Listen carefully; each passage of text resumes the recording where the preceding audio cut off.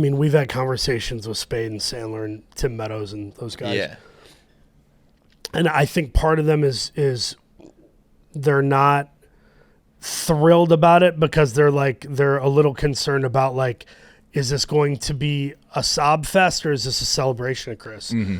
But what I think got people on board now, including the family, is that we are trying to reintroduce Chris to a whole new era of people. And we are trying to celebrate him in a victory lap of like, it's not just this dead comedian, it's this light that burned out too quickly.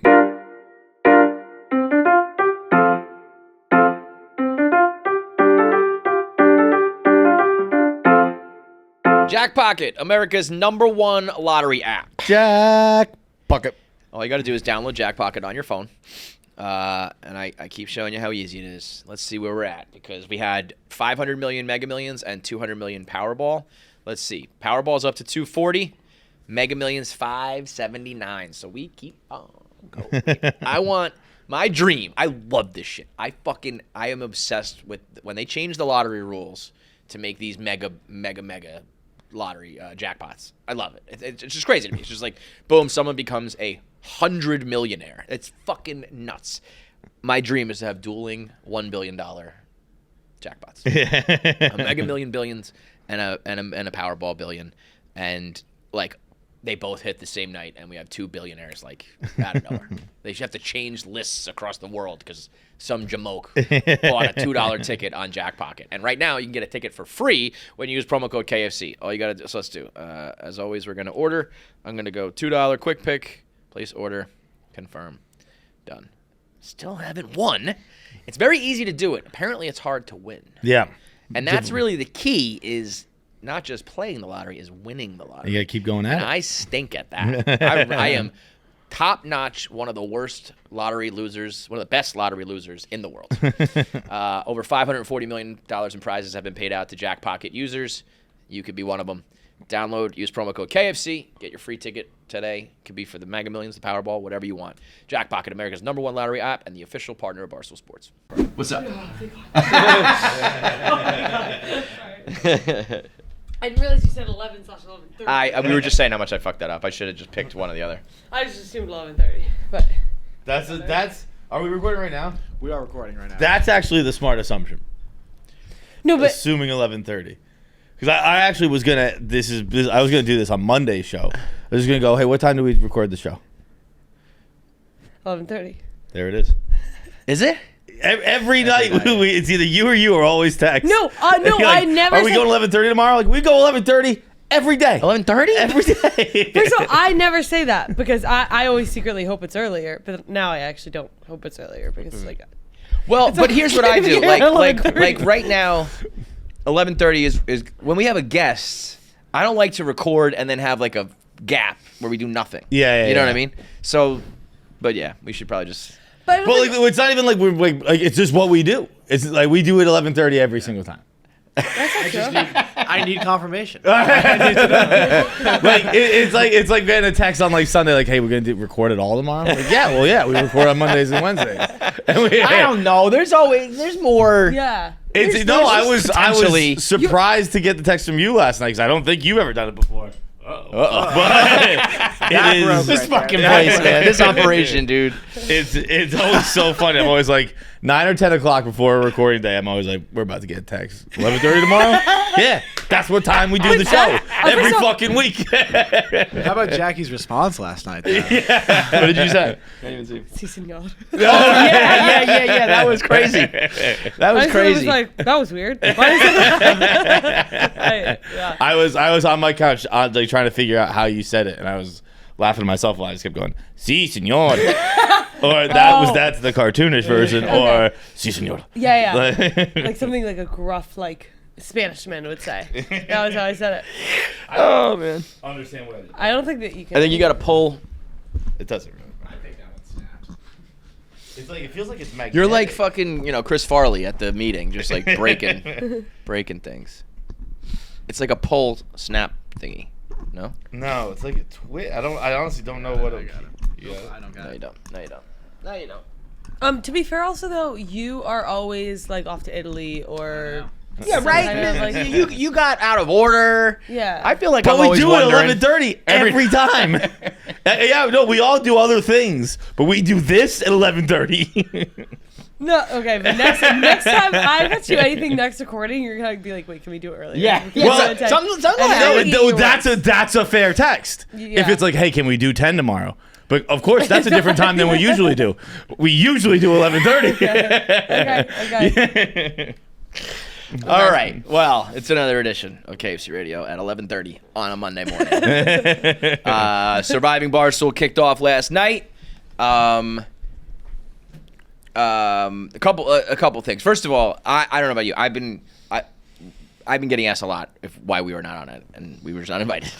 And it's being posed to me like, why didn't KFC go? He doesn't do anything. It's like I would have been there if I could have. So I just want that out there. I don't know if you're getting that, but I get a lot of like, I don't know, but we weren't invited. yeah. But I also like I don't. We did it. Like you don't have the. Yeah. But it's just we're there's a lot of repeats and we weren't in it. I think this ended up being weird. Where like I think the original cast was almost entirely different, except Dave and Dan and Will, the winner. And then I think so many people dropped out that they ended up pulling people back in. Yeah.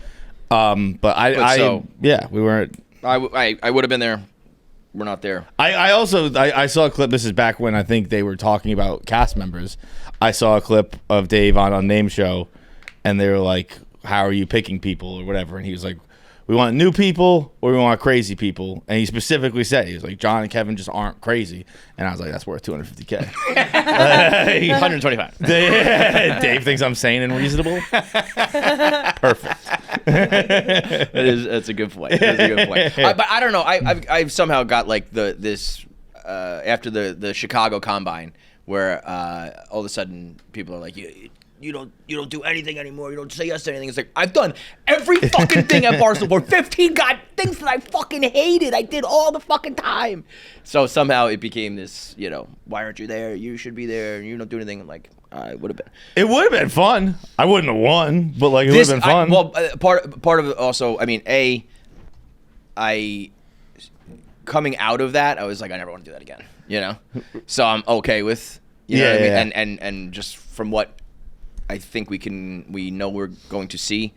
I'm happy with that was not a part of it. I don't know what I would have done this time because I can't run my same game back. So my thing is like I don't think we ever would get as close as we like. I think that was our best crack. Yeah. And I think we came very close.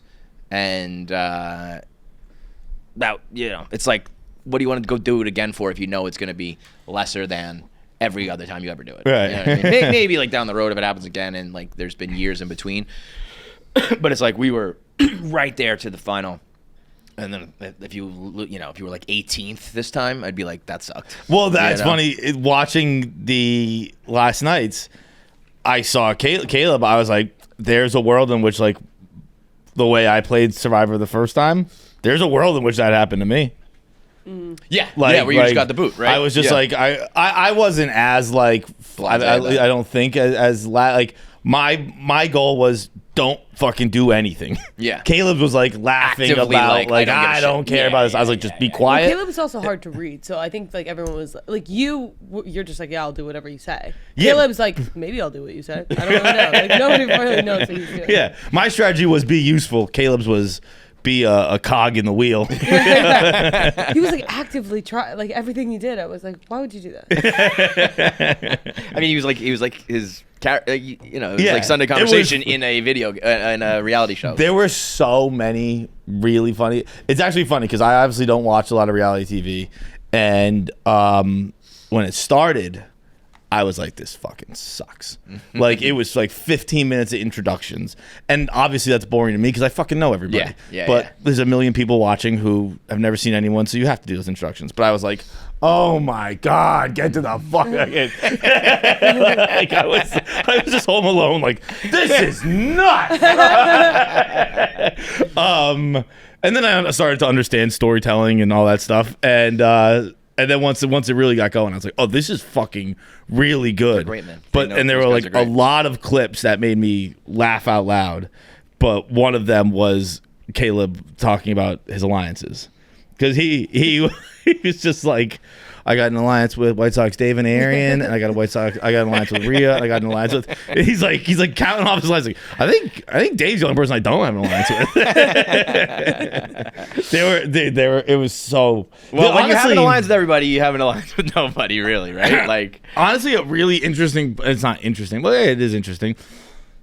A cool part of it is like the stories unfolding as again, it's something to me that I obviously know and don't really think about often, but it's so crazy when they're going to confessionals and it's like Biz being like, yeah, I'm pretty good with a stick. I played in the NHL for 10 years.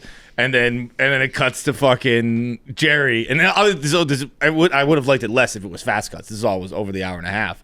But then there's, later Jerry's like, I'm pretty good at picking lax. I was a crack addict. and then like 10 minutes later, they're yelling at Wallow. Like, Wallow's in jail for 20 years. And then Taylor Wan's like, I have the biggest contract in NFL lineman history. Like, the collection of people is crazy. It is crazy. That's the appeal of Barstool, but this is like a condensed, like hyperized version of it all. The shot of Gilly after he said that, where it's just like a bunch of smoke in the thing. That was my favorite part of the whole episode. I've been blowing gas, and then it's just him rolling on the ground, go, Wallow is in jail. Well, it's like he's in a helmet. Those two are great. I love when he was like, I guess I should have seen it come. He was like, my connection with my cousin means absolutely nothing. And I thought it was gonna be like, means everything to me. We are thick as thieves. I was like, I don't give a fuck about it. It's great. Wallow and Gilly, very often, that's the joke they make, is that Wallow was in jail, he'll fuck a guy, and very often time, dude, I will cackle with laughter. Like it's like Abbott and Costello just like throwing like a fastball. And he's just like, Wallow was in jail, watch out, he'll fuck you, Robbie. Shut up, Gilly. Shut up, Gilly. Don't sleep on your stomach. Don't sleep on your stomach. And I'm on my couch like, this is fucking brilliant. So, I mean, two things that I thought was funny. When if you're playing Survivor and you say something, what was the exact quote from Smitty? Like, it's so unspoken. It was like it's so unspoken. Like, I think we've literally not spoken it. Yeah, like it was something like that about why they were voting. Yeah, there was two moments. There was two moments that I knew Smitty was fucked. Was first of all when everyone else's light bulb went off. They were like, "There's 8 people and 7 beds," and everybody was like, "Oh shit." Somebody's going home like before even the first night, and Smitty was like, "I'll sleep on the floor. Yeah, I'll sleep on a chair. I'm good, man." No, you fucking. It's not what's happening here. I They really need to fucking forget a bed, dude. Imagine that. They're like, "Oh shit, production fucked up." I really don't know anything about this season because I don't want to spoil anything, and like, so I didn't know that Smitty got voted off last night, and I was like, "Oh," because he was so confident. I believed him. He says it throughout the whole episode. He's like, Mincy's a sacrificial lamb, blah, blah, blah. And I was like, yeah, that makes sense. And then he was not. He was not. Someone else was. I was like, oh, you poor son of a bitch. Oh, it's a tough one. Like, I mean, after everything that unfolded too, it's a tough one. It's like, okay. Yeah. It's like we're it's like time travel. We're watching this all in reverse now. It's like, oh, okay. I get it. The other thing was Nikki Smokes' tweet, which was pretty direct, being like, it makes me. He said something like, it makes me sick. Like, I want to puke. That Mince was the replacement for Brie, and intimating that. Yeah, I know. He qualified it. I know my place at the company. I know how little I moved the needle compared to the rest of the surviving Barstool cast. But me being cut and seeing Mincy as Bree's replacement is actually a joke. Didn't have to be me. I could name 5 other employees who would have changed the game. That's gonna be a thing. I don't know that I could name 5 other. I could. I don't know. Who are 5 employees who would have changed the game? I don't think Mincy should have been in it. I think we should obviously stop rewarding Mincy for but his like. It's what we talked about yesterday, though. It's like surviving Barstool is a weird thing. It's like, are you really playing to win, and are we putting out a challenge, or are we making content? Mm-hmm. It's some weird hybrid that I would say is like 70% real, 30% content. Yeah, right. Maybe a little more. I would. Yeah, I think the formula is different for everybody. My formula, I would say, is probably more What do you mean? 40%. Like you personally going into it? Yeah. I'm saying on the whole, though. Like, it's not a joke. We're competing. We're trying. It's real. But there is some level of, like, we should keep the funny guy. We should do this and that. Yeah, and it's never, like, manipulated. I don't want that. That's not what I'm saying. But I'm saying, like, there is an element of, like...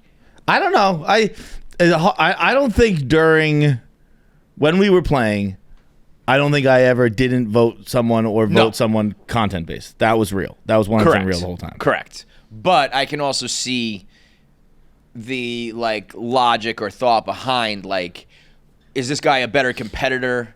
And, like, does he care more? Or, like, it's going to be hilarious when Mincy's fucking doesn't know how to write with a pen. You know what I mean? Yeah. Wait, in terms of casting. You know what I mean? Casting different. Yeah, I thought you were talking about voting booth. Casting, no. yes. Like, the casting. game itself is very real. But the overall production of, like, who's in it and the games we play and some of the stuff is going to be geared towards, like, let's put this person in a compromising position. Yeah, you know yeah, what I mean? So, like, in that sense, like, Smokes is a young dude. He's pretty athletic. He probably, he needs the money. He would go balls to the wall.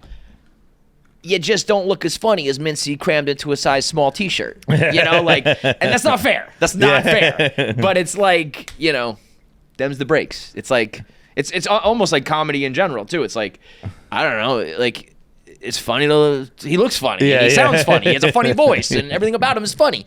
And you could be I over just here. say my vote here. Right. Like, you could write a million jokes and bust your ass to be as funny as you could possibly be. And it's not as funny as Mincy just walking in a room like, right? Like, that's just all he has to do. My shirt's too small, my voice is funny, and I don't know even, like, I don't know anything about the world. I don't know anything. Should I just say my vote out loud? No. Like, bro, no. Like, that, you cannot get That's how that Mincy anywhere voted else. on November 5th. Was that? Trump! He walked out. He's walked Michael out, smoked Scott. a cigarette. He's like, got that one. I declared bankruptcy in a real life human, So I get what he's saying, and there are 5 other employees that fit the other version of surviving contestants, but Mincy is like one of a kind. Now it's for better or worse. Like, Right. It's unfair. It's worse. We're rewarding like this ridiculous.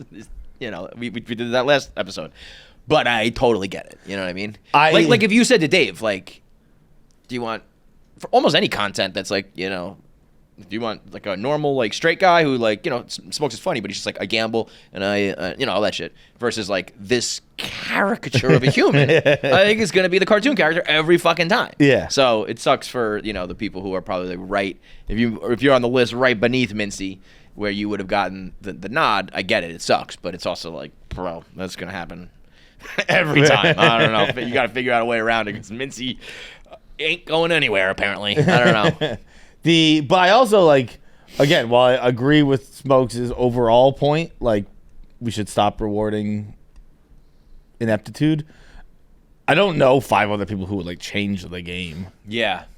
Well, there's also because there's like not many left. There's 1,000 people in this season. When I saw that picture, it was row after row after row of employees. It was like the whole fucking. I mean, look at that. Yeah. That's insane. There's not 5 people left. It's like us 4, and that's it. I mean, like there. Let's see. The foreplay guys have not done it yet, right? No foreplay. I think Riggs would be a maniac in Riggs Survivor. would be. Riggs would be good. PFT and crazy. would obviously be pretty good. PFT, But he did it before. Yeah, but he took it seriously. Okay. I think some people are upset Brandon Walker. I've seen some chatter that B. Walker got snubbed. Brandon Walker, and I could see like that because you know what I really, really, really like about Brandon Walker? Nothing. But if I had to pick something about him, he tries hard at everything. Yeah. Like he does not mail in a single fucking thing. He's also very like I think we're gonna have Paul Walter Hauser on this interview today, and I mentioned to him like a lot of people who I find most entertaining are people who grew up wrestling. Yep. And like. That's Brandon Walker. I mean, he brings the wrestling vibe to it. But he also he just knew when he got the nod that it was like a life, altering opportunity and like ran with it. Yeah. Actually, I can't say maybe he's mailing it in these days. I don't know, but I know in the beginning he was really fucking going after it. He would take surviving very, very seriously. Yeah, for sure. So that and arguably too seriously. Yeah. And he also like clashes with Dave and shit like that to the point that would have been if those two had to be on the same team or if they had to vote each other out. If Brandon Walker led like a charge voting Dave out or vice versa, you know what I mean? So that's maybe one person. But I don't know about 5. You're right. I mean, just like, just scrolling through, I saw Pat. Pat probably would be an interesting member. Pat's done a lot of the other ones too. Yeah. But yeah, that's the bomb squad right there. Biz's picture is unbelievable. Tommy John, hands down, the most comfortable lounge pants that I have and underwear that I have. Yes. And I'll tell you what, when I'm wearing the lounge pants, sometimes I don't put the underwear on. It's really comfortable. They got the breathable, stretchable fabric. The boxers are like the only a lot of the high end boxers that don't have the fly is crazy, you know? Yeah. And Tommy John was like, we're gonna give you the soft material, it's gonna be the comfortable waistband, it's gonna be all high end, and then you get a fly. It's like perfect. So this holiday season, perfect for stocking stuffers, it's perfect for the guy that you don't know what to get. It's a much appreciated gift anytime you get it. You get, comfortable underwear, you get some lounge pants, you get things that it's like that's stuff that I'm never going to buy, and bam, Christmas rolls around and I have a whole bunch for myself. They have 20 million pairs of underwear sold. That's crazy. It's a lot of fucking underwear, man. That's 40 million balls. It's a lot. It's a lot. Thousands of 5-star reviews, and it's a great gift-giving holiday tradition. So, great days begin with great underwear. That's a great tagline, man. When you are down to like your last underwear and it's a bad day, they don't fit or they're old or whatever, you're like, nope, this is gonna suck. When I know the underwear I have, Yep. Tommy John. When I put it on, I'm like, this is nice. I'm not. I'll be honest. I'm not like overselling. I'm not like this is gonna be a great day. But for that moment in time, I'm like, this is a good start. It's not. It won't be a bad day with Tommy John. Yeah. I can guarantee that. So go to TommyJohn.com/KFC for the holidays. Get 30% off site wide. Shout out to them for going 30%. That's a good sale. TommyJohn.com/KFC. So we didn't really talk about the fact that Biz has uncovered like this illegal ring of gypsies. Yeah. And the guy whistleblower from CA, whistleblower from California, the Twitter account. So the guys that Biz fought, I should just say beat up. I don't even know if they got any in on him. I guess took some game more. I was gonna say, I will say this. I don't think we spoke about this at all. It was a much more badass story before the mugshots came out. I thought it was like young college guys, like athletes who were drunk. I mean, he beat up a bunch of like senior citizens. I probably couldn't take these things. I mean, no. And I listen, also, 6-on-1 is still 6-on-1. I'm also very much kidding because the video that got released, the one of them like hitting. The golf from the golf club. From the golf club where he's like swinging on like chicks. Yeah, that was crazy. Dude, arguably like the toughest thing you can do is swing on chicks in public. if I see someone swinging on chicks, I'm like, that dude is a fucking maniac. Give a fuck. Yeah. Well, that's what these guys are. These people are like absolute pieces of shit, dude. The Irish Travelers. They're legit a gypsy cult that they just make a living scamming people from I mean, like, dude, that's crazy. Just be throwing like full punches while girls are right there is fucking nuts, man. Punching guys is oh, God. Like, this guy's nuts. Mm-hmm. So, yeah, I despite the fact that some of those other guys were old men, you gotta have a fucking screw loose. For sure. These guys though are like their main scam is they just like hire them to do their your driveway and they just do a shitty job and run away with your money. Yeah. That's like their main scam is people give them like $9,000 and then they just like roll out some tar and they just bounce. But there was also they also take out like insurance policies on old people and kill them. Really? Like there was one story about like a old woman who like they got a policy out on her and then were like trying to like hire someone to murder her. And then there's just like regular, shitty stuff. Like one of these guys' wives just like There's a video of her just beating the wailing kid, right? on Yeah. her kid, and then wearing a fucking T-shirt with a screenshot of the video of her beating her kid. Really? There's a picture of her like proudly like Dude, wearing again, it. That's another thing where you're like, Crazy. You're like, I don't want to fucking tussle with you. Right. Well, that's the thing. So this guy, the whistleblower, I don't know what his deal is. He either has been wronged by the Irish travelers or just is like a fucking righteous dude who like wants to do right in the world. Yeah. He is like I was gonna make a video about it, and I was like, I don't think I want smoke with the Irish travelers. Like, I just don't want to get into like legally what I can and can't say, and I don't need these guys like in my DMs. 'Cause they're like going after him. They're trying to get his account suspended. They're like closing ranks because they are like being exposed as this family, an extended family of like shitty gypsy criminal scumbags. So not only did Biz obviously just like you save the restaurant managers and shit, but like might have exposed this cult ring of criminals in like upstate New York or some shit. Did you see the clip They're of real him in scumbags. Marchand before the game? Yeah, so fucking good. funny. So dude. good. That's what Biz like. Biz is invaluable to the NFL, to NHL. I hope he's getting a fucking bag from them. It's all relative because a bag from them is probably like $75,000. But like he is bringing that kind of stuff. Like that is a game changer because those moments go viral. And like the players love it, the league loves it. I said it when he first got the TNT job. I can see a world in which, like, in 20 years, we're talking about how Paul Bissonnette is like one of the most important things that happens to the NHL. Yeah. Now, I do think the NHL has the biggest problem in the history of the world, which is just the fact that the highlights do not translate to vertical video, and you can't get over that. Like the highlights do not work on vertical. Really? There's just because it's just like you can't see the. You can't. There's too much horizontal movement, and it just doesn't. Wow, I never thought about that. That's a very specific thing. I've noticed it now for a few years, and I'm like, this is gonna be a problem. And they can't like zoom in because you would think basketball is kind of the same, no? Yeah, but I guess basketball, like once the ball at least leaves your hand, it's easier to follow. Yeah. Like you can't follow the puck once it's shot anyway. Like that's tough. When you're watching a hockey game, there is always 3 angles they show. And one is you never see the puck, but that's the close up, and you can't get that. Useless, Like even last night with the Bruins game, like Zadorov had just like a fucking missile shot, and I wanted to show it and be like, "Oh, this is what Zadorov's good at."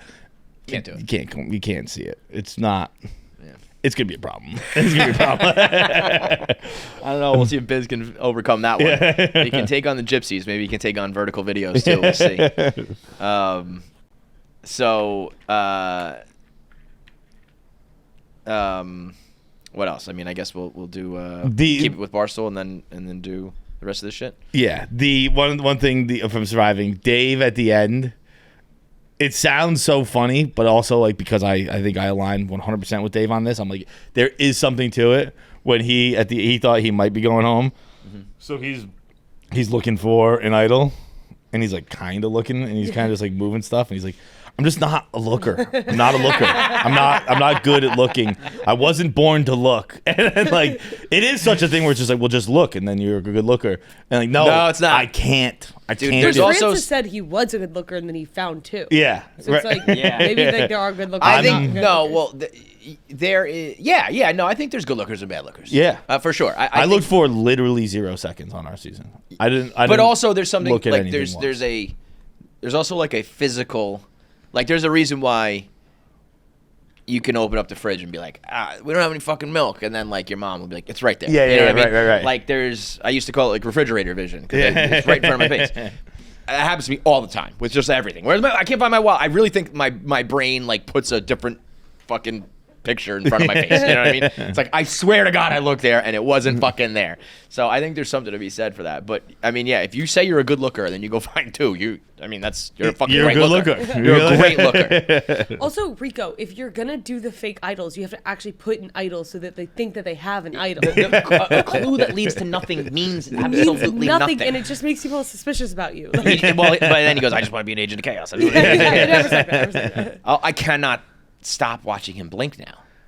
All the time. I still haven't noticed it. All the time. I hear not it as extreme as that one clip, but like he's always just like, I want to be an agent of chaos. And there's a lot of agent of chaos, but I want to be an agent of chaos. Like, oh my God, your eyeballs got to be dying. The clip where he's like, I'm not taking my meds, and then it shows his highlight reel, and it cuts back to him going, I'm gonna take my meds. It's so funny. There's so many like such funny. They're great moments. at it, man. I do not understand. Here's a question: do you think that there's like hours and hours and hours of footage that they just don't look at, or do you think they go through it all? As an editor yourself, like it just seems impossible to me. 24 people, 24 hours, cameramen everywhere, and then you got to sit down and make a video. That is crazy to me. I would be like, this is good enough. There's 36 more hours that we didn't look at. Yeah. Whatever. Yeah. I think there's a lot of footage that's definitely been unseen, but I know that there's definitely people taking notes, being like, Yeah, this so you moment don't think they miss so anything. Like they mark it on the camera where Got it's it. like that moment happened, that moment Okay. happened. Because to me, it's like, there's no possible way you go all through that. But what if you miss like the funniest moment? But I guess if you have someone always like ready to be like, here it is, here it is, here it is. Yeah, I guess they have a system for this. Yeah. Makes sense. Makes sense. I can't help but notice that you didn't ask me as an editor. For my opinion. Just wanted to say. You go through the whole thing. I know you do. Yeah. Because you complain about it incessantly. yeah. Oh, but like, me getting up the video yesterday. I mean, like I couldn't even like see. I was like so drunk. Dude, we did Mook Can't Sleep Monday night. Yeah. And I didn't realize, because you didn't drink a lot. At least it didn't seem like it. Yeah. But then we did it from like 10 p.m. to like I don't remember 2 anything a.m. class when Bree got there. And Was like it bad? Was it bad? Bree got there probably like 1. 1.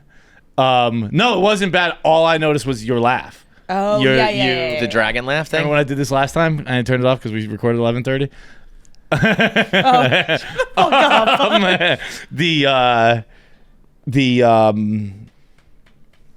No, it was the dragon laugh. You're like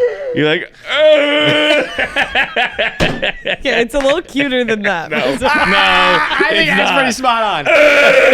It sounds like someone. It sounds like someone has hit you in the throat. Wait, I didn't know that when you did the sound of the black hole, That is you. that actually was Yes. me edited to the. Yes. Oh, I was like, that sounds a lot like me.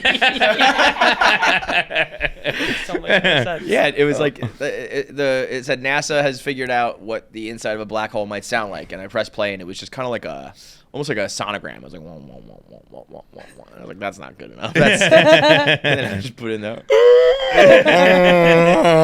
You sound like Grape Lady. You know that viral video? yeah. I was gonna say a donkey who got the wind knocked out of it, but like You know Grape that? Lady is basically It's the same one of the thing. very first viral videos. The woman stomping grapes. You don't know this? Pull up Grape Lady. Grape Lady is. I don't know if it'll resonate with like the younger generation because No. there's so much content. Oh, This yeah. was the funniest thing in the world for like 10 years. This is what you sound like. Just so you know. This Saturday, stop music, eating international foods, having wine tours and tastings, vineyard tours, seminars, arts and crafts. It's a lot of fun, a whole day. Stop.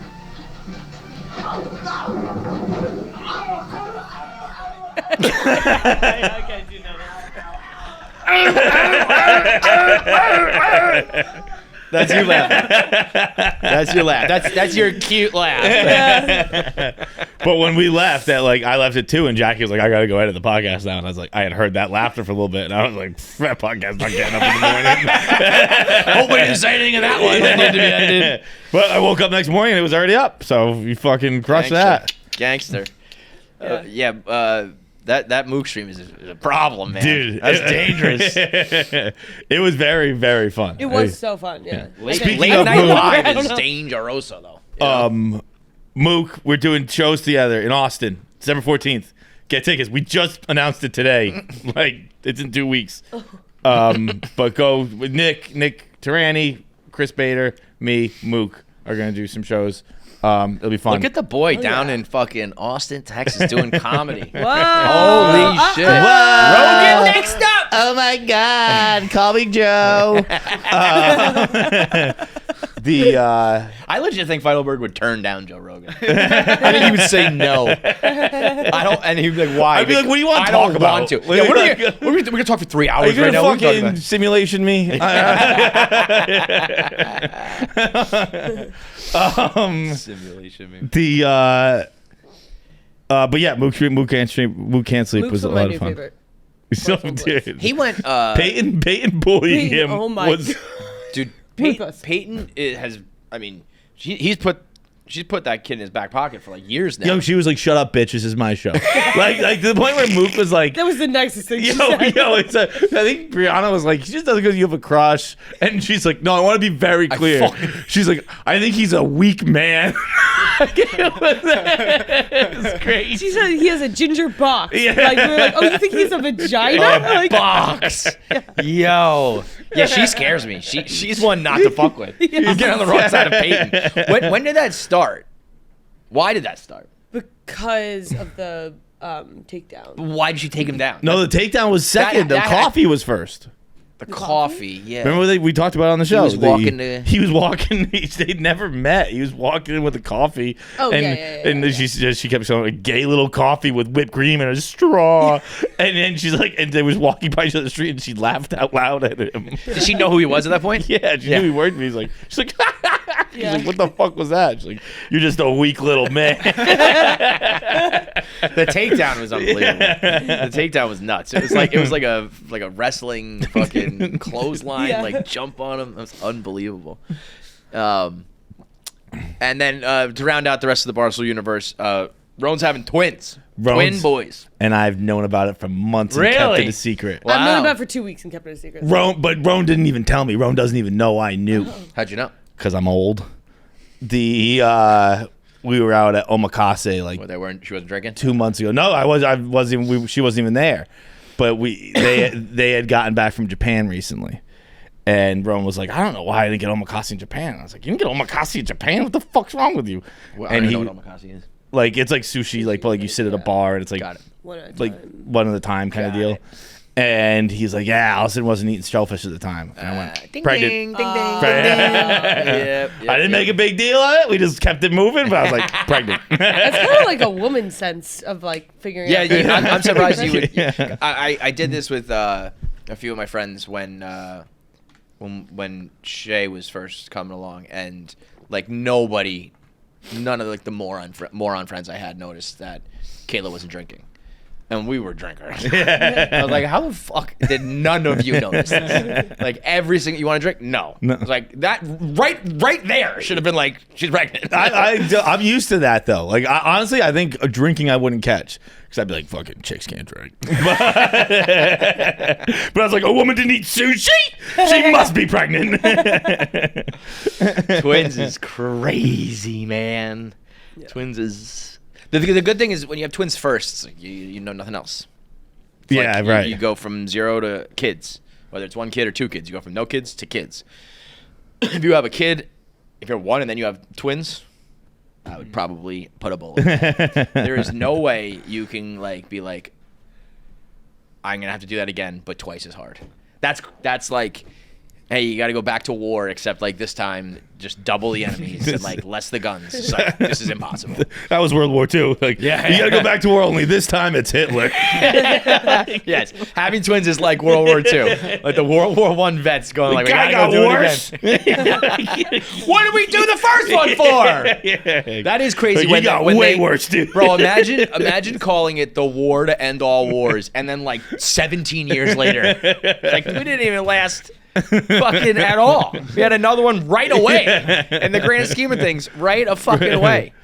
I kind of feel like it's like a 2 for, like, I guess I'm a woman, so like my body being pregnant for 9 months versus 18 months. Yeah. Like, that part's good. Deal. That part is good. Especially if you can get real lucky and you have fraternal twins, you have a boy and a girl. Yeah. It's like, boom, we're done. But then the rest of it sucks. Yeah. My 3 best friends, their mom first had twins, and then a year and a half later had triplets. Could you imagine? The only thing crazier than 5 I've heard kids. than that is when Twins then triplets. 5 kids in a year and a half. That is nuts. Yeah. That is crazy. The only thing crazier than that is Charlie Wisco, old school KFC Radio producer. His parents had 4 kids, and they wanted like 1 more, and I think they got triplets. Oh. Twins or triplets, but either it went from 4 to 6 or 4 to 7. Dude, if you he said that his dad was like like catatonic, just like like You should get government money. you really should. If you're I trying don't know how they do it. Yeah, I really don't know how they do it. like, if you're trying for a kid and you accidentally have 3 kids, they should help. your government should help you. You'd be like, dude, that's not your fault. The worst thing is triplets, because if you go 4 and up, you get on Oprah and shit like that. You go viral. Yeah. You get like Pampers gives you a fucking free diapers for life. Triplets is just normal enough that it's like you are fucked. Fuck. I mean, like, Fucked. I saved up for a kid. I can afford I'm to getting, put like, one sick to kid my through stomach. college. I have 3 now. Did you see that the United Healthcare Crazy. just got shot in a town today? I heard. Although I did find out he's not like the main CEO. I mean, That I thought was there's like eight other CEOs, which okay. makes a little more sense because I was like, how the 8 fuck? CEOs. Yeah, there's like because it's such a big company. There's like divisions, and like, I'm the CEO of this division, you're the CEO of that division.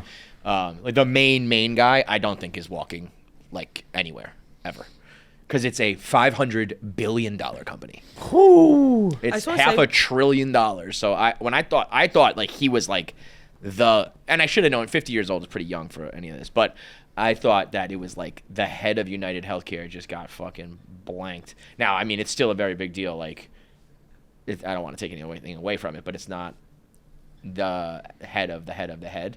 But this is some movie shit. What happened here?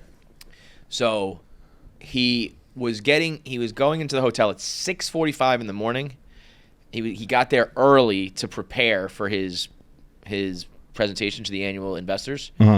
And so, like, the guy knew to be there early, and he knew the door he was walking in, and he had a silencer.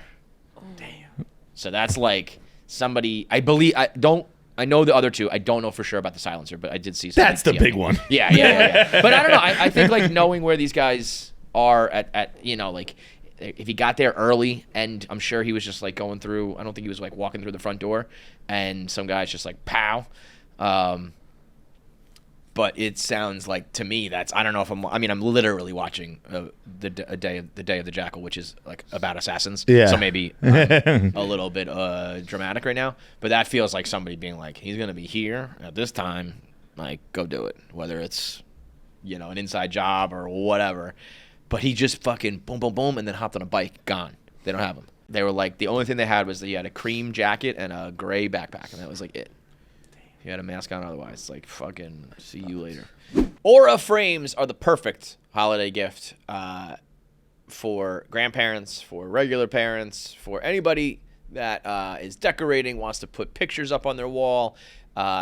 It's the new school way to make sure that you share all your family pictures, and you can have it right there on display for everyone to see. It's a digital picture frame that gets connected to anybody's phone via an app. So if you're taking pictures of your kids, it gets uploaded right to the picture frame. You want to send them to grandma and grandpa, bam, new pictures uploaded right away.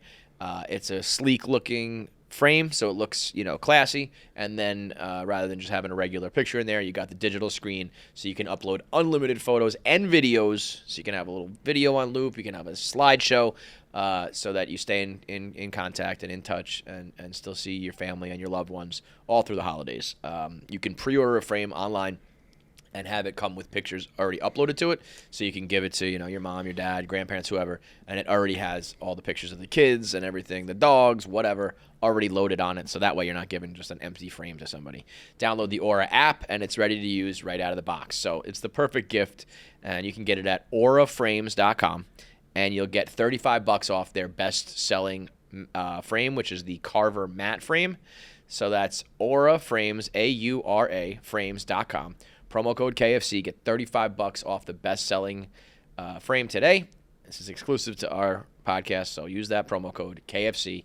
Get it in time for the holidays. Terms and conditions apply. Jaguar is just fucking Bud Light 2.0ing themselves right now. Brutal.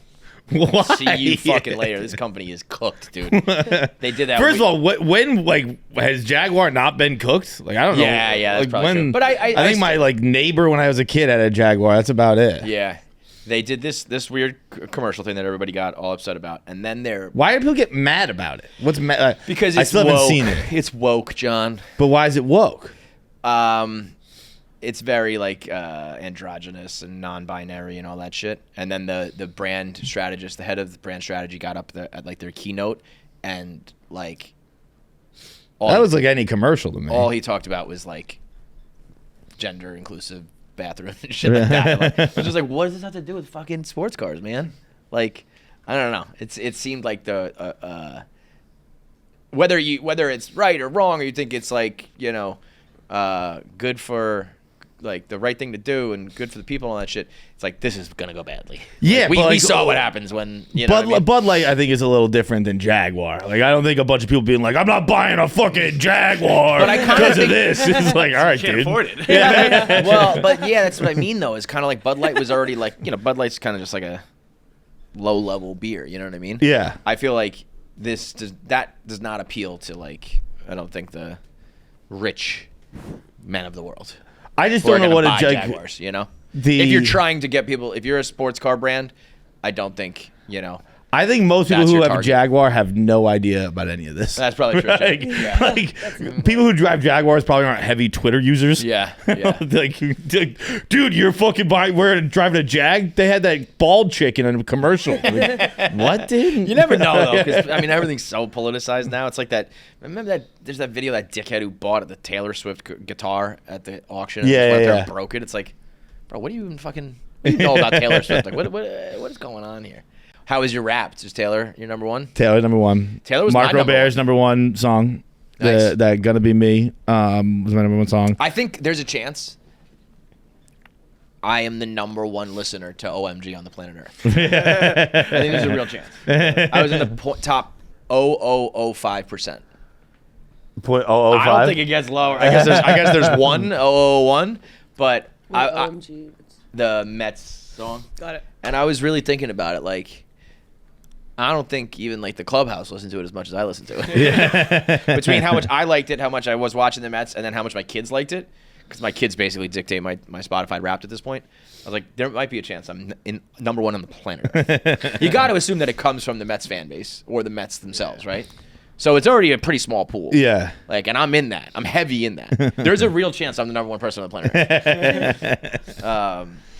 Because it was like, it wasn't that many, but it's only completions. You know what I mean? The amount of times that I listened to it, maybe not fully through, way higher than even reported. So what reported was 0.05%. I feel like I might be the highest in the world. But Taylor was my number one this year too. Really? Yep, she's taking over. Did you get the message from her? Yep. Yeah. But I was like, yeah. Seems like everyone got that. You got a special message for Taylor. Bro, I think if you listen to like Taylor Swift song, you got the message. Just checking.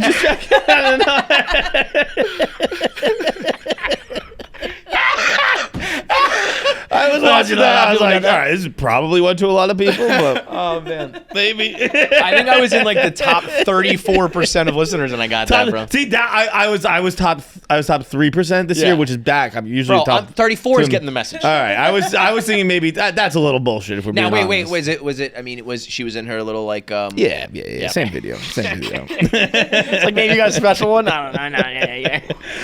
She didn't have tears. Like top 35%. I'll give you like kind of a thanks. Like while she's walking into the tunnel in Kansas City, mine is like I'm taking some time to thank you. You're a top 3% guy. It's pretty good. That would be smart if they did that. To be honest. What do you think about Well, there goes that dream. What do you think about her being number 2 pop artist of the century? I can't say I have a huge reaction to it. I think I personally think it's Taylor. I think pretty objectively it's Taylor too. I would agree with that too. So here's where Billboard fucked themselves. Here's where they lose. But like the century, like Beyonce has what 2 surprise albums with video. Like Beyonce arguably brought back music videos in 2007. Like she has plenty of influence as well. Yeah, but I'd also say, so here's where this is Billboard fucked themselves, and Billboard would have got in like the courtroom movie moment. This would have been the moment where like the whole crowd goes like, oh fuck, you're screwed, because they came out with a statement that said Beyonce had a full 25 years. She was around in 2000. Taylor came out in like 06, 07. It's not like she came out in like 2020, 2018. I'd say something even like that. before then. She's probably 05. Right. So like Yeah. there's a couple years where Beyonce was around and she But those are wasn't. big 5 years. That's big 5 years. That's Destiny's Child, right? That's fucking. I guess, all the single, but- not single ladies. That's Okay, but then fucking then Bills. riddle me this. Rihanna is number 3. Rihanna hasn't put out a song in like 12 years. That one's a little surprising. So if you're gonna put Rihanna 3 and not ding her for the years, you can't say that Beyonce beats Taylor Swift because of a 5 or 6 year difference. yeah, Because but pretty Rihanna, pretty quickly Taylor. It's not like Taylor started slow. She Yeah. was right away winning Grammys and shit. So Yeah. it's like, okay, you have 6 years on me, but then Tim McGraw's her first Sure, song, right? That's- And then I would say the difference between the two of the last like 10 years, and then definitely the last like 5 years, outweighs the beginning. I think it's only since Eras is it clearly Taylor, which is 2 years. I think before that, it's pretty. I mean, Beyonce was doing probably like what, guess so. 5 years ago, 6 years ago. She's doing On the Run tour with her husband Jay-Z. No, that's longer than that. That's long. That's a long. That longer? I think that's. I would guess that's 7 then. Let's see. Because they both have been out of the game for like a while. Beyonce popping up here and there, but No, I don't think Beyonce Jay-Z was on a massive tour all year. right. But I feel like kind of the 2013. That was 2013. That was longer than I Yeah, thought. that's what I'm saying. Or maybe was it called? Yeah, On the Run tour. Yeah, 2014. Sorry. It's kind of crazy to think though, like. I don't think it's. Look, So look at again, the numbers I'm now. obviously Like a Taylor Jay-Z and Swift- Beyonce went on tour, and they did 900,000 people and made $100 million. And like SZA does that like by herself. Yeah. Jay-Z and Beyonce were on tour together, and it was like, I think that part of touring is also that touring became more of a thing. Yeah. You know, like it's not. It's like if Jay-Z and Beyonce were at their peak and they toured now, I think they would have a multi-billion-dollar thing as well. You know what I mean? Yeah.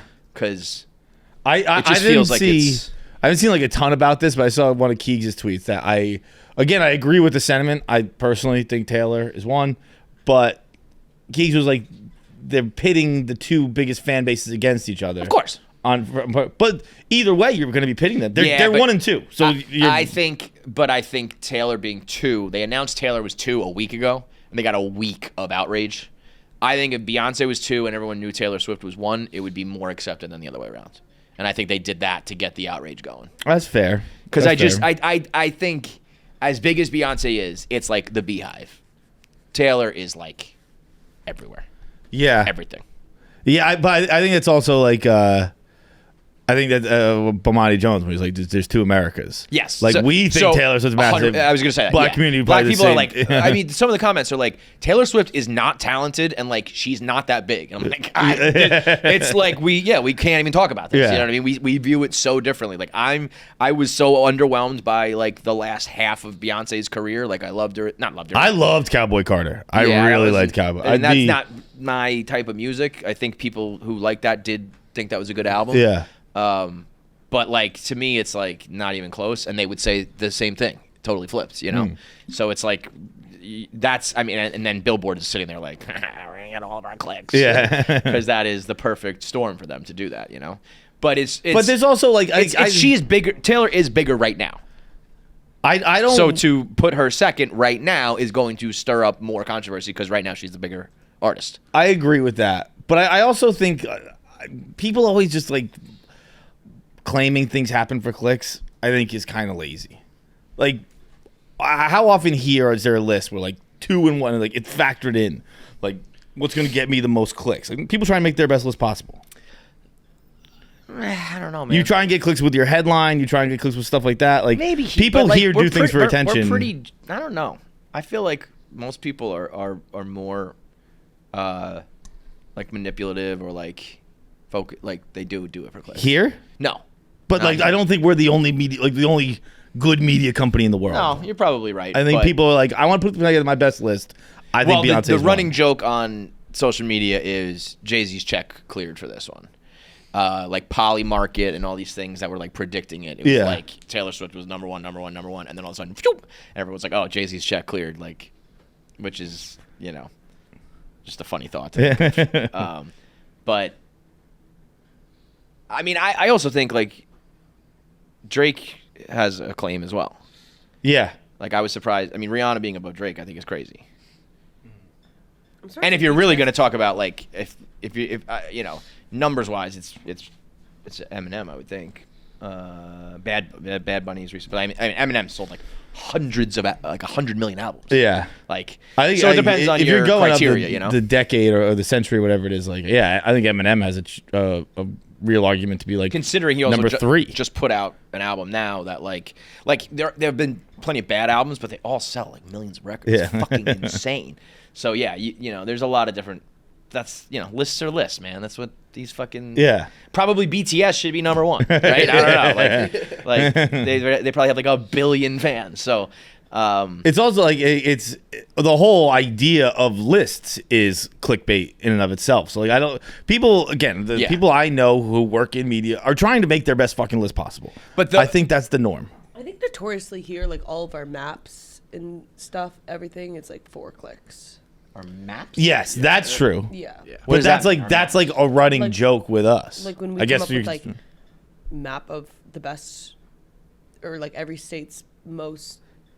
Yeah, like school parties the most, and it'll be like Delaware. But so that's what I, like that's the true. essence of like those things are to get clicks. But I think that's different than like when Stephen Che puts out like his best quarterbacks list. I don't think he's doing that for fucking clicks. Definitely not Che. He's like these are who I think are the best quarterbacks. Che would put those lists out for nobody other than himself. You could tell him that nobody's reading. He'd still do that. Yeah. So there is a difference, but I think of this as more towards like, you know, this is who I think the draft is going to get drafted. Like, I'll tell you what's crazy.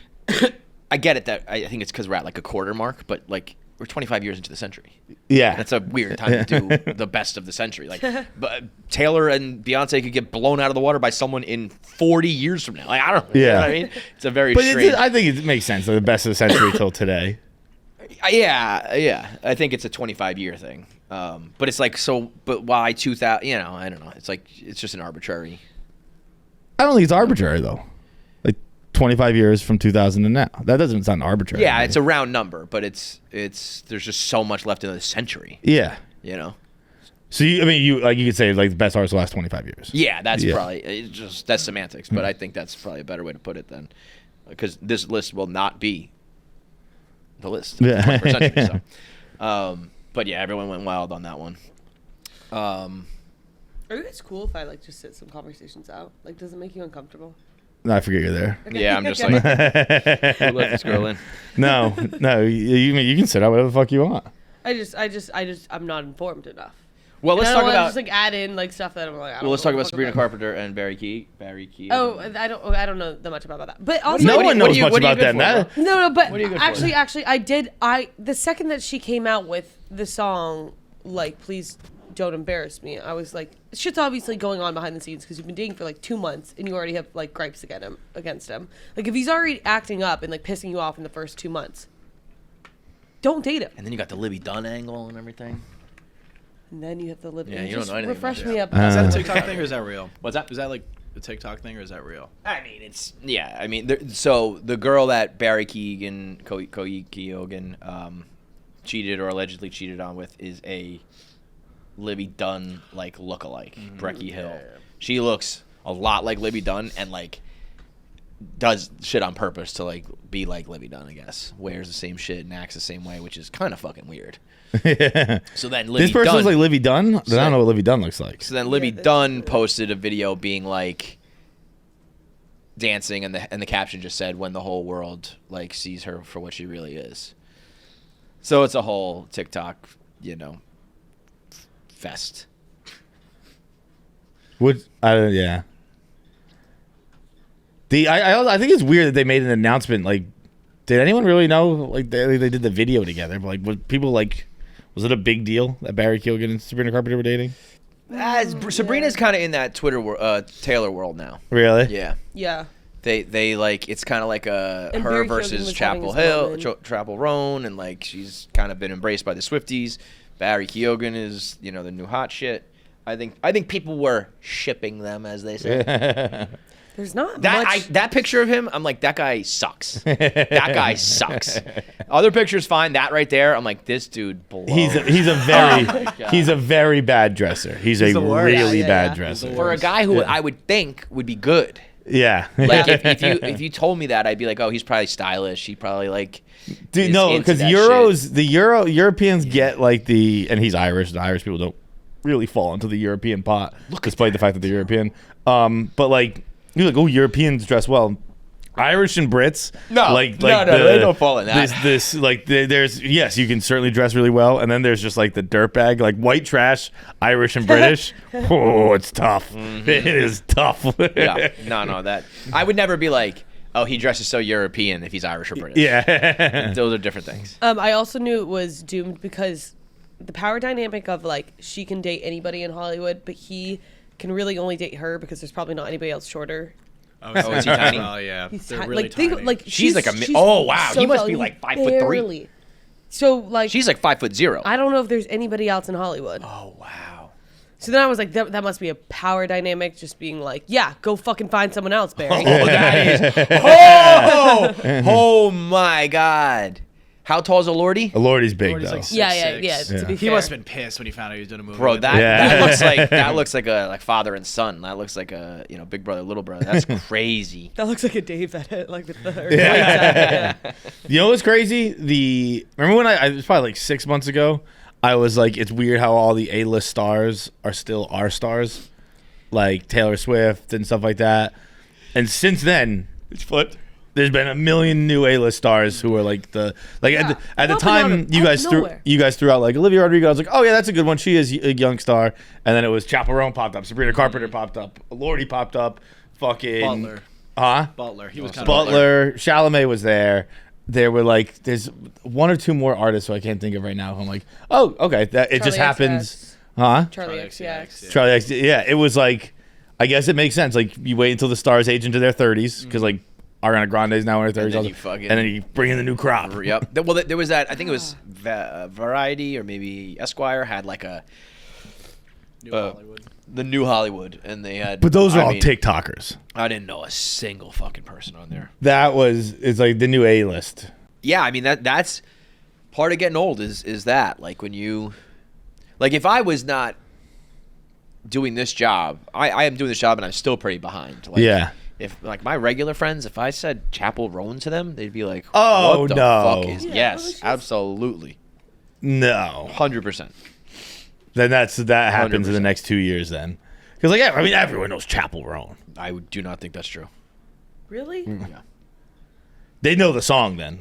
If you played the song. She's got the biggest song. Maybe Of the year. Yeah. if maybe because my guys have kids, Really? I don't think my friends would know how to go. Really? Maybe I'm being dramatic. Maybe that is bigger than I realized. But like nowadays, when you're not like listening to the radio and you just like, you know what I mean? Like my friends would just like go to work, go home, listen to their shit, do their thing, and I don't know where they would intersect with Chapel Rone. Really? And, I mean, like, and so maybe in- she's a bad, like maybe she is too big, but like whatever the next step down is, like no shot, you know? But yeah, but it's not. But like, and you'd hear it in stores. You hear it at games. You hear it like it's played everywhere. Yeah, like, but that people but it might be like I've heard that song before, but like if That's I what I'm said- saying. Yeah, But if I they said know to you the like song. who sings this, they'd be like I don't know. Yeah.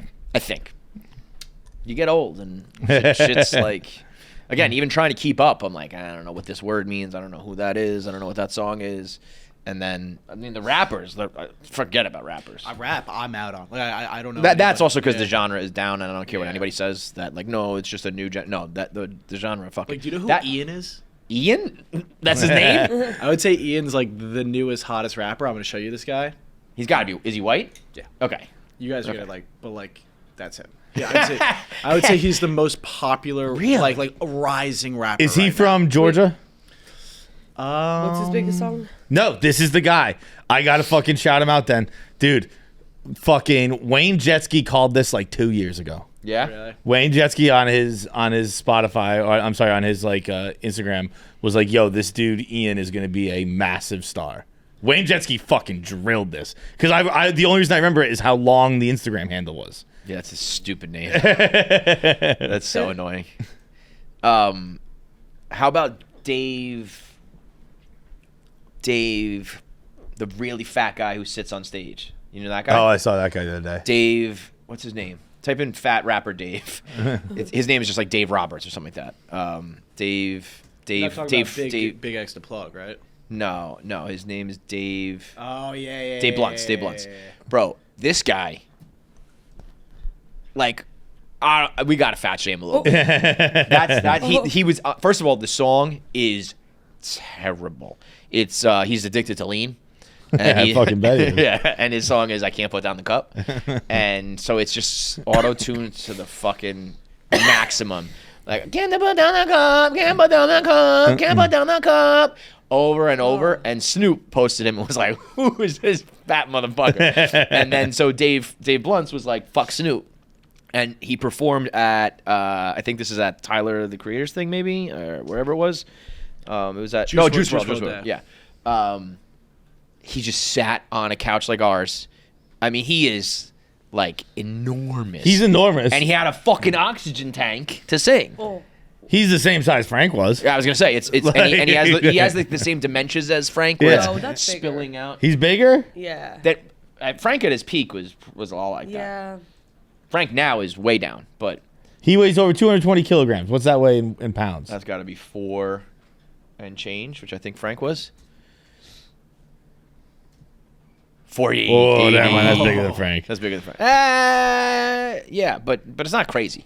Frank was probably 450. Was he that big? I don't know. I don't know. I shouldn't say, but I think he was really big. Was it the? I think he's down like 100 pounds and still in the threes.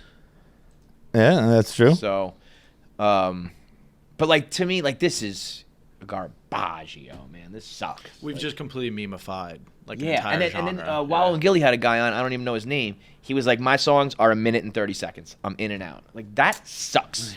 That fucking sucks. I know that I'm old, and like a 4.5 minute song is probably to you guys like an eternity. But like, give me 3 verses, a couple choruses, a bridge. Like that's a song. Yeah. 1 minute and 30 seconds is like a skit, an intro. Like get out of here. It's so we let the game go so Why bad. did rap get so down? I don't know. I really don't. I mean, like, I don't know. I think everybody tried to copy Kanye, and people weren't making their own styles. It was very copycat. Like once it was like you went viral, I'm going to try to do what you do, and I think the sound just like blended together because it used to be like this guy raps one way, this guy's commercial, this guy's underground, this guy raps fast, this guy raps slow, this guy. And now it just all sounds the same. But again, I might be old, but I mean I think it's objectively shitty. I mean, it was the first year that there was no rap album for album of the year. Mm-hmm. It was like the first year that there was no number one. I think before Kendrick came along with Not Like Us. Other than that, I think there was like no number one rap songs, which is funny though because rap right now is like it's very top heavy. Like the peak is like all anybody can talk about with Drake and Kendrick, and then like everything after that I think is fucking trash. I guess there's like Travis Scott and.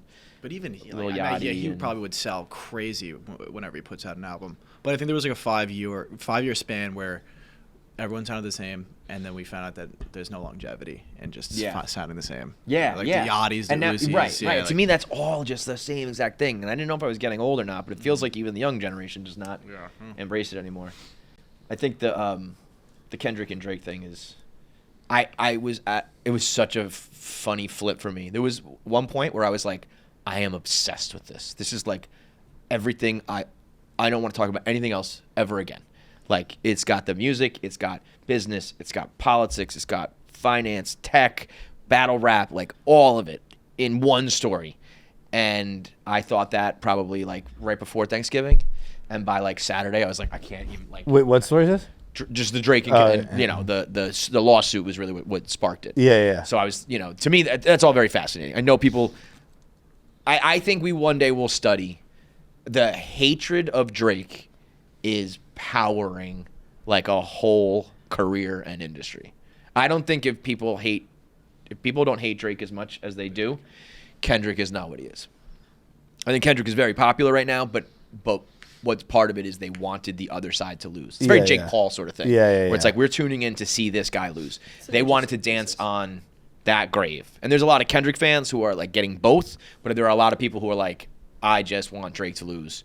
And so now I am a Kendrick fan. Yeah. And so that's fascinating to me. I think what Drake is doing is any other person in the world at any other point in their career would be the hero. And people are siding with the billionaire scumbags of the music industry because they hate this guy so much. That's crazy. Like if anybody else took on the music industry, it would be like you're the punk rock anti-establishment hero. Yeah. And people are like, fuck you, Drake. They're siding with like Universal, the CEO of Universal Music. Like, ugh. I think Taylor is thought of as kind of a hero now, but I think it was fuck her when she first did it too. What did she do? She wouldn't put her music on Apple until they paid Apple. But she's another one. That was during an era where people hated Taylor Swift. Yeah. I think so I shouldn't say any other time. There's like two people in the history who are like super, super hated. If Taylor did it now, I actually think probably Taylor might be wrapped up in this some way. I think Drake might be like, I know what's going on over there, and I want some of that. Because I can't imagine Taylor just has like the regular, even the popular cut. You know what I mean? Yeah. Like she's got to have something. But that was people said about her when she didn't put it on Apple. Again, this is all if I remember correctly. But she wouldn't put it on Apple, and they were like, "Fuck her. She's got so much money in the world. Just like, why are you negotiating for a bigger salary or whatever?" And it was like, "I'm not for me. Doing it I'm for doing right. for other fucking now, artists." what's happening with Drake is doing this because he lost. Drake is doing this because he wants more money. Drake is doing this because he fucking hates the people at the label. But what he's doing is good for the little people. Yeah. So it's like, are your motivations there? No.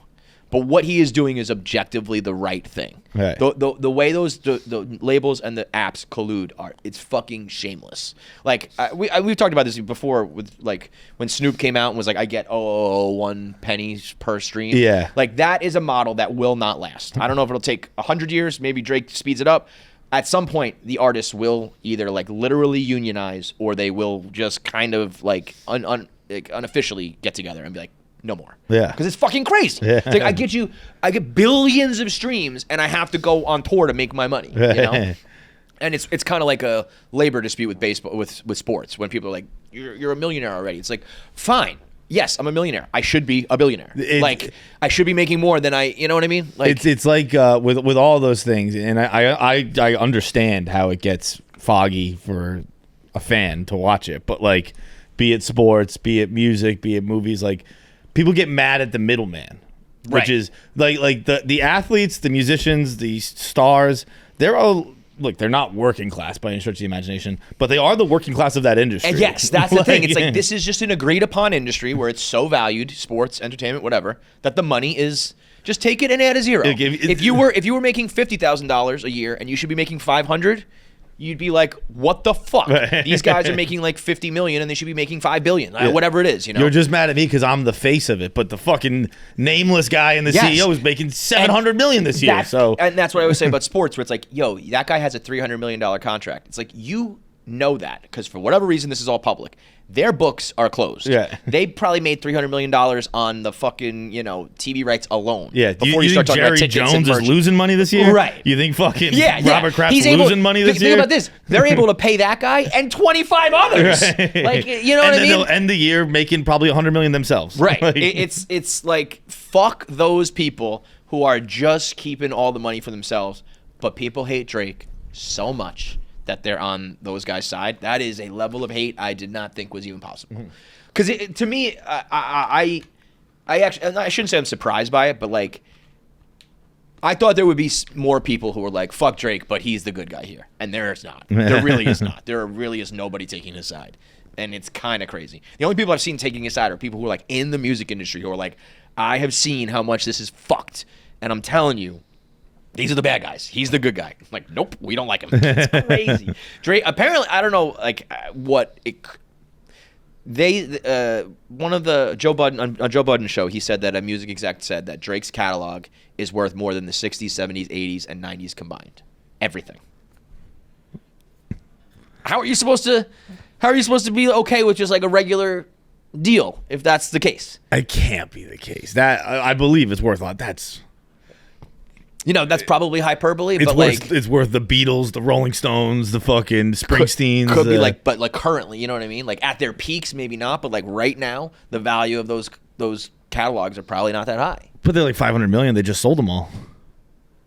So if they're all $500 million each. I mean, they said that like Drake got a $400 million deal, and I guess like right after he signed it, like was privy to more information or whatever, and like they said he instantly recouped his $400 million deal. and was like, what the fuck? Like, now I'm working for free. Yeah. So it's like, hey, I mean, it's kind of like sports. It's like, you signed a bad deal. Yeah. Like, you should have bet on yourself more. But it's like he is into such uncharted territory. And I say that with, like, that's why I think Taylor must have some sort of deal as well, because it's like she's up there as well. It's like, you can't walk in the room and be like, give me $5 billion. You know what I mean? Because it's just never happened. It's like there's just such a gap between him and the rest of the industry where it's like, I don't know, they would never. I think this is like the first time that these deals will. I think he wants equity is the main thing. It's like, I don't want to have to work for every penny I make. I want to make all this shit. You know what I mean? It is the whole thing is very. I mean, I could talk about it forever, but it's like he is viewed as a culture vulture, and has given everybody their number one hits. How can you be the vulture if you've made other careers? Yeah. And I understand they view it as like, you're white, you're Jewish, you came in and you got big because of these guys. But he also gave them all their first number one hits and made their careers. So how am I a vulture if I gave back? Right. And it's because it's not he's not like, I'm doing it for the music. It's like, well, who cares what his motivations are as long as that's the result. But people do not see it that way. They're just like, fuck that dude.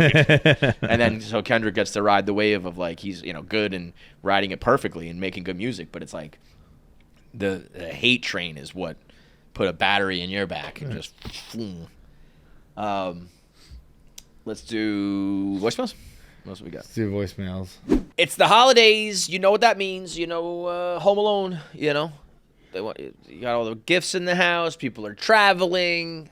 The wet bandits are coming out. So what better time to make sure that you make your house safe and your loved ones safe and all your belongings safe and all your gifts safe than right now with SimpliSafe. They have a big Black Friday deal that's still going on right now. 50% off a new security system. And this isn't just your regular security system where like you open a door and it goes. We got HD cameras, we got motion sensors, we have indoor and outdoor, so you can keep your property safe, where you can stop anything from happening before they even get to your house. They have 24/7 monitoring. It's not only just burglars, it's fires, it's floods, it's any sort of damage or danger that can be to you and your family. And it takes active guard with the outdoor protection to prevent crime before it even happens. So right now, Black Friday being extended for the KFC Radio listeners. Go to SimpliSafe.com. That's simply with an I, SIMPLI, safe.com/KFC Radio and get 50% off. That's SimpliSafe.com/KFC Radio, half off on your alarm system today. Whoa. KFC Feits, Jackie, what up? Don't mind the voice. I know it really doesn't match for such a skinny guy. Anyway. That could be the end of the voicemail. KFC Feits, Jackie, what up? Don't mind the voice. I know it really doesn't match for such a skinny guy. Also, I'm taking a nap in my car over my lunch break. Anyway, how many times would it take for you to do open heart surgery successfully on someone? So you get a team of doctors. Fatigue doesn't play a factor. You get unlimited tries. Obviously, you're going to kill just a shit ton of people. But how many? Eventually, you're going to luck into it, right? No. You're going to learn. You're going to know like which steps to take, how to do certain things. Walk in today. How many times would it take? 1,000, 10,000, 1,000,000? I think I can probably do 1,000. No fucking way, bro. Do the doctors help you, or you're on your own? I mean, If you're not getting instruction, I don't think ever. You get one YouTube tutorial. Okay, one YouTube tutorial. Well, oh wait, I was actually gonna say if I could watch like endless YouTube tutorials. Yeah. I think I could. Like, one comprehensive YouTube tutorial that you can watch unlimited, Step but it's by like step. everything you need. It's everything you need. And it's step by step, and it's like there's captions. It's 1, 2, 3, 4. I'm sure. Bro, I still think this takes you like 20 million tries. Think about like you give me a step by step recipe to make some food, and it comes out pretty shitty. Let alone I do not fundamentally understand how you can like chop a heart out and put a new one in or fix it or whatever. Like that's what makes That's me think, crazy though, to like me. sometimes I'm like, I actually don't understand how they're doing that. But like, then kind of when you just see all the idiots in the world, it's like, I guess it can't be that hard because like if we're able to do that, it can't be as complicated as we think. I agree with you. I think there are. I think I'm under 1,000. no. Yeah. I'm under 1,000. You guys I'm under 1,000. $1,000 surgeries? Oh my god, if I do anything, I think I could get like Jackie, you've done the podcast 1,000 times. You still fuck this up. Yeah. But you fuck it up occasionally. Most of the time you don't. Most of the time you do a really good job. I guess so. Like- So all you need is one. Okay. All right. Right? Like I I actually don't know, guys. I legitimately think 75. That's my guy, dude. That's my guy. I said 1,000 like a pussy. I'd do it in 10. That is up there with Big Cat saying he could beat Floyd Mayweather in boxing. Start bringing in cadavers. I'll fucking knock this thing out. Bro. It's actually the opposite. It's funny. It's a funny question because I've been thinking kind of like this recently. Because I'll sometimes get these videos of like manual laborers. Yeah. And the caption is always something along the lines of like, there's no such thing as unskilled labor. And it's a manual labor doing something like Perfectly, right? I would never in a million years think of like someone laying like brick on a roof Yeah, and they're like, it's a perfect shovel and it's like landed perfectly. yeah. And it's like, well, that guy's done it a million. I actually think the exact opposite. Apparently he's done it 75 times. I think there's no such thing as skilled labor. I think everything Is repetition? Everything you can figure out. I don't think so. Every job you can figure out. I don't That's- care if but you're a that's salesman, a like doctor, a lawyer. No. I'll figure it out. Okay. It'll take me time. It'll take me a long time, but I'll figure it out. I think there are certain things that are 90% you're right. And then I think there are certain jobs, and like, you could just like say that about sports. Like, you will never get on the field with a professional athlete. That's fair. That's fair. And I think that maybe open heart surgery is that version But of there's no doctoring. kind of like physical. Bro, you have to slice, you have to break their ribs and like remove their lungs and slice their heart open like, and shit. super jacked to like. Do it. That's It's not just, what I'm like- saying. I'm just saying that's complicated. Now you have to be strong. But think about it. Like on time 50, you're like, I've done this. I've seen every part of the heart. Yeah. Like then there's probably not even 75 parts to the heart. I don't even know. Yeah. I don't know enough about hearts. Yeah, no, look, it's gonna take us a couple times. Yeah. So we're killing 74 people. Yeah, look, we haven't even started yet. Look, we're not heart experts. I'm not a heart surgeon. It's like the phrase is it's not brain surgery, guys. Like, that's what we're talking about. I genuinely believe 75. I'm joking, but I genuinely believe I could figure this out. Like it would have to be like. I think you need hands and everything too. Like I think it is like sports. Like I think you can be a good doctor but not be a good surgeon. Like you got to be like precise with this guy. Fucking easy, dude. I mean, you look like you're like a lot of like. I got this. I do think there is some truth to that. Every profession, whether it's silly or traditionally like impressive, lawyer, doctor, whatever, there's a bunch of morons. I don't know if it's like good heart surgeons that you won't die. I wouldn't be first of all, to be clear here, this would have to be something like a genie gave me this punishment. Like, there's no money you could get me to do. Like, it's not like there's $1 billion online. Like, I don't want it. I'm not doing a million open heart surgeries. Right. If someone was like, I'm not a looker. Some magical power was like, you have to do this and you have to do it until you succeed, and then I'll let you go. Yeah. In that case, I would eventually succeed. Probably in about a week. I think it would take like 10 million. I think I would just be dead person after dead person after dead person. I guess it would. The hardest thing would be the death. The mental the hardest thing would be the toll. mass, Yeah, mass death. Dude, after like 2 months in, I'm like, I'm fucking getting up there on numbers. Well, that's now. another question. That's funny you said 2 months. Like, what do you think you would do? A couple a day, or do you think you would just keep going? I'd keep going. Yeah. Because I think surgeries take like 10 Yeah. hours. So Well, I think you get to do like one a day. I think most of these are going to last about 20 minutes.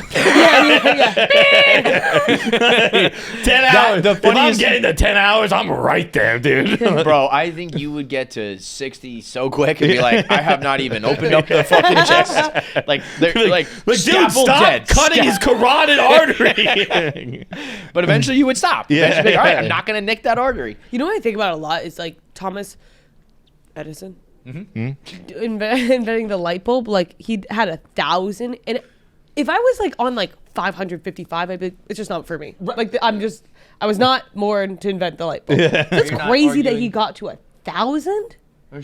But heart surgery, like again, if this genie is like, you got to figure this out. Okay, all right. But yes, I agree with that. Like, the And ability to Thomas fail Edison- and keep going is crazy.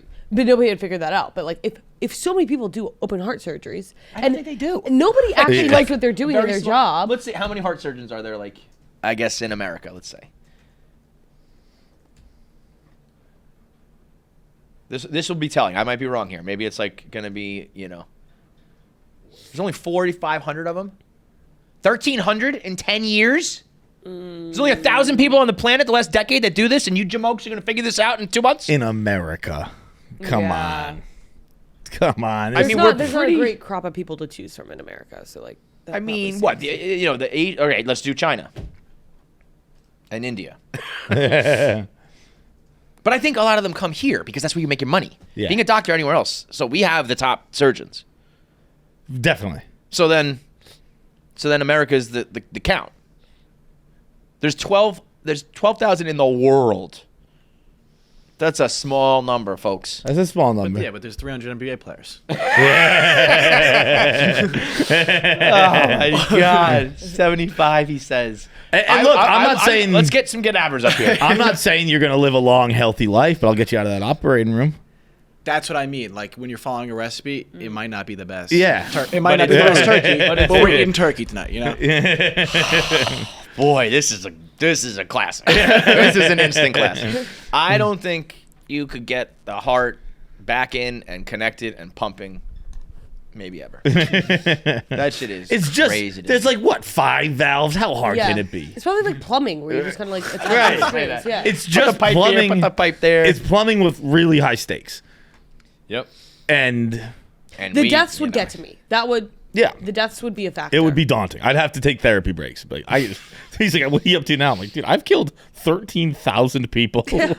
The therapist would probably be like, I don't. All right, close your eyes. Breathe in for 8 seconds. Breathe out for 8 seconds. Find something in the room that's blue. Like, wait, how I found something that's blue. It's the guy that's fucking killed again. I mean, you guys are thinking about adults the whole time. Give me one kid and I'm Oh, God. Give me a dead kid. I kill a kid on the table. It's a wrap. 75. Imagine that. Your 7th person is an 8-year-old and they're dead, and you're like, well, I got to do 1,000 more of these till I figure it out. I'm going to do 74 more. Fucking idiots. Next up. What up, boys? And Jackie, of course. I got a question for basically all 3 of you. So this just happened to me literally tonight at the bar. Ran into a girl. I haven't seen her in a couple months. And basically it was the typical, hey, how you doing? Good to see you. You look good. You look good too. Walked with my boys. She walked with her girls. And then when I got back to just sit down with my boys, the biggest thing hit me. It was, what is she saying right now to her friends? How did she just explain who I was to her friends? And I think who you are as a man kind of ranks in like 3 categories in that instance of how she explains who you were, right? I think the lowest tier, like tier 3 is, oh, it's just some guy I used to talk to, right? It's just you brush it off. Then I think the middle tier is kind of like, oh, it's some guys I went on a couple dates with, we did it for a bit and then it just didn't work out. It's like, oh, okay, that's middle tier. And I think the top tier, which to some girls might not seem like the top tier, but to guys is, oh, that's some guy I used to hook up with. Because, boys, if you get a girl to admit to a group of girls that she used to fuck you, and they can physically look over and see what you look like, that is the top tier. And Jackie, you can tell me if I'm wrong, if there's other tiers, but boys, that's the top tier. The floor is yours, Jacqueline. Well, they already know. She's already told them the second that they went on a date. Everybody knows everything, every move. Yeah. They already know all your shit. They know how big your dick is. They know, like, if you made her come. That's some shit that is going to put some people in a torture chamber. Yeah, but sorry. Just knowing that, like, wait a minute, they know everything about fuck. Yeah, but, like, it's like, trust, then you don't got to sweat what she's saying. Like, they already know. Sorry. I obviously, but I actually don't think, I don't know if I'm weird or anything like that. They've seen all your texts. If If you're ever texting a girl, seen your dick? If you're ever texting a girl, the first 2 weeks is not her. It's her friends. Yeah, that's All in the true. group. Right. They agonize over everything. It is funny how you guys just get allowed to break privacy laws. Yeah, it's like they will It's just like, send oh, around- it's like chicks. Yeah, we show your dick to everybody. right. And I was like, yeah, I show your fucking twat to everyone. They'd be like, that's a violation of privacy. I'm like, all right, whatever. Like, when do you think that stops? So how old? You're 25. So now, like, yeah, once you start, I was gonna say if you meet right now, your crew is like your crew, but like you met. If you were to go out right now with like the Barstool girls that you're like newly friends with, and run into someone, then they wouldn't know. You know what I mean? Yeah. So as you get older, there are more times where people don't know everything about you. Yeah. And also, like, again, like now that I live alone, like it's harder to share every detail of everything and whatever. But I guess, yeah, if I was explaining who. I thought he was gonna say it's like I think the top tier is if they want to fuck you. You know what I mean? I'm a little lost on what the question is, to be Yeah. totally honest. What's the best way, as a guy, what's the best way a girl could describe you? Piece of shit. I mean, yep. Because I think the best way a girl to describe you is you have a lot of girls that describe you a lot of different ways. That guy's the best. That guy is a fucking asshole. Yeah. That guy's crazy. There is something to at some point. I feel like most, a general human tries to be a good person. So speaking about like that sect of the society, not the just like blatant assholes. Right. I think you have to realize that like you will be the asshole to somebody in life. Yeah. There will be a girl that like you, not on purpose, but like you treated her poorly because like you thought you loved her and then you didn't, or you were like, oh, I shouldn't have got into a relationship with you right now. Like there's plenty of girls where I was like, oh, I thought I was ready to like date again and I was not, and they probably think I'm a fucking asshole, right. and that like weighed on me. And eventually I was like, I don't know, that's just who I am to that person. And like to you, you love me, you hate me. That's just how it's gonna go. I think you gotta just be okay with that. But Well, probably the best is he was an asshole, because like then if that it's means like you want him, or exactly, and he didn't text you back. But like if you're an asshole and you have a small dick or something like that, like, then that's the new story. See, this is where size doesn't matter. And then you I'm not actually saying that. No, I'm not actually saying that. But like that is the narrative. Actually, like, you know what? That might be it. I'll harp that might on be that. it. Is if a girl is telling other girls that your dick is small. I mean, I guess if you just have a really small dick, it's not good. But if you have a pretty regular dick and a girl's telling everyone that your dick is small, I think it's because you like. Like you want to make yourself I've feel never better. understood that insult. It's not necessarily like because of them. It's like you got to like run with the narrative that's going to make yourself feel That's best what I'm about like you whatever, he had a small fucking dick. Right. But like that only works if Yeah. it only works. Like the only way that affects me is like if I lost my virginity to you and I've never had sex with anyone else. Yeah. Because otherwise you're like you got a small dick. Like, Still beating. I'm gonna fuck this girl too. I mean, I guess if it was like, I mean, if I've never seen porn and I've never hooked up with anyone else, and you're like, you got a small dick, I'd be like, oh no, I do. Yeah, like, I've existed in the world. Like I'm fine, you fucking weirdo. Like, well, but I guess you got a fucking huge vagina. I think if you do have a small dick, it probably cuts deep. Yeah, but I think 99% of the people they say that to have just normal ass dicks. Correct. And if you got a normal ass dick, your ass dick is normal. Like most people have normal dicks. Yeah. And if you're like a most person, then why would that bother you? Yeah, I think the average is 5, right? Yeah, 5. I think it's like 5.1 or something like that. Normal ass dick. Normal ass dick.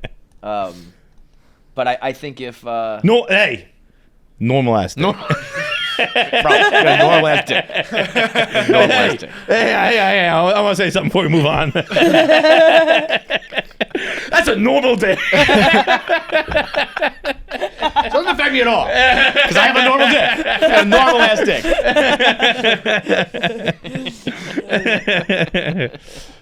dick. Express is, I got to imagine, the longest running clothing brand store in the world. It's been around ever since I can remember, ever since I can imagine. They're one of the OGs. Somebody hit me with their Spotify Wrapped today, and they said, KFC Radio, my #1 podcast for 7 years in a row. And I was like, wow, that's crazy.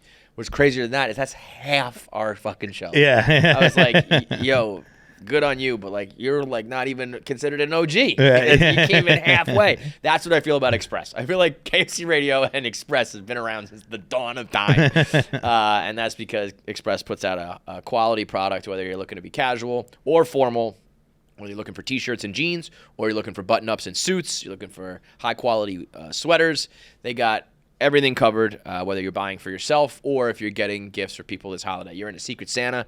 You got to get gifts for your brother, your father, your uncle. They do the ladies too, but it's mostly the men's gear.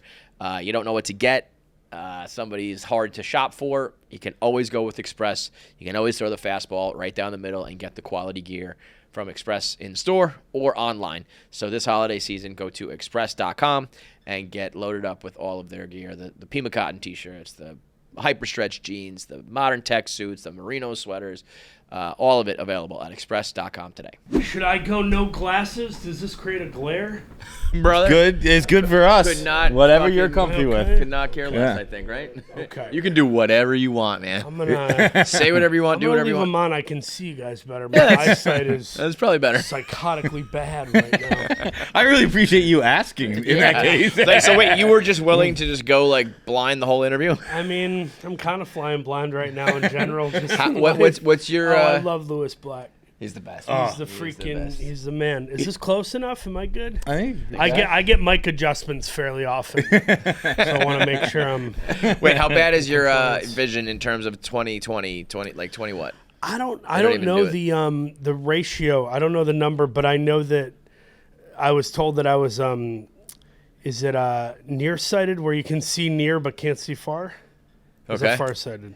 I'm not sure either. It's like right brain, left brain. I never remember what size. I got a 50-50 shot. I still don't know. But yeah, no, I went to some eyeglass place and got looked at in Brentwood when I was living in LA, and the guy's like, yeah, you're probably getting headaches all the time because you're squinting because you can't see anything. And I was like, Wait, did you know you were blind, or it sounds like this guy I just kind knew of? something was off. My wife called it out. She's like, "You're always squinting when you're like getting to a stoplight and you're trying." And she's Yeah. like, "You should get your eyes looked at." I'm like, "I'm fine." Yeah. Like, I'm there, and the guy's like, You are legally not blind. Okay. Yeah. It's You're straight up Magoo, bro. You're straight up Mr. Magoo. It's like when Jameis Winston was Jameis Winston. I think it was his senior year at FSU. It might have been later than that. I forget.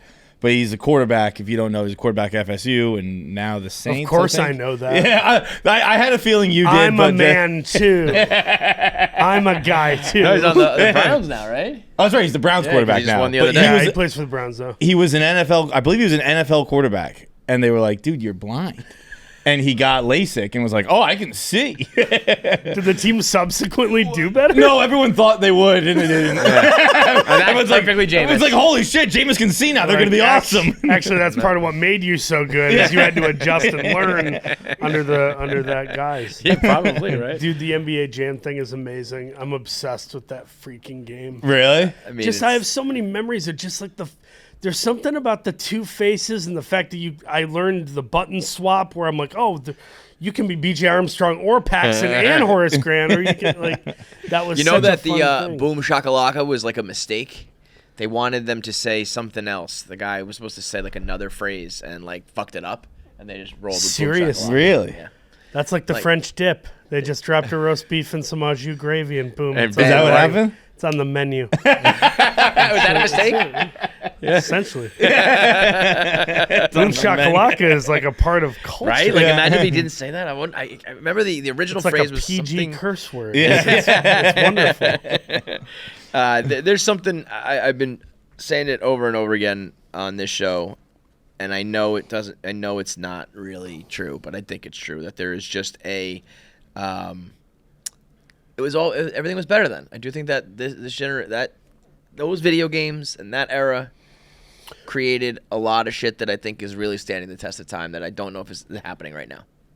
And I know every generation says that. I But think like, you're is right. there an No, NBA Jam right now? I don't know. I don't think there is. A lot of it is, as things evolve, you suddenly have competition in every facet.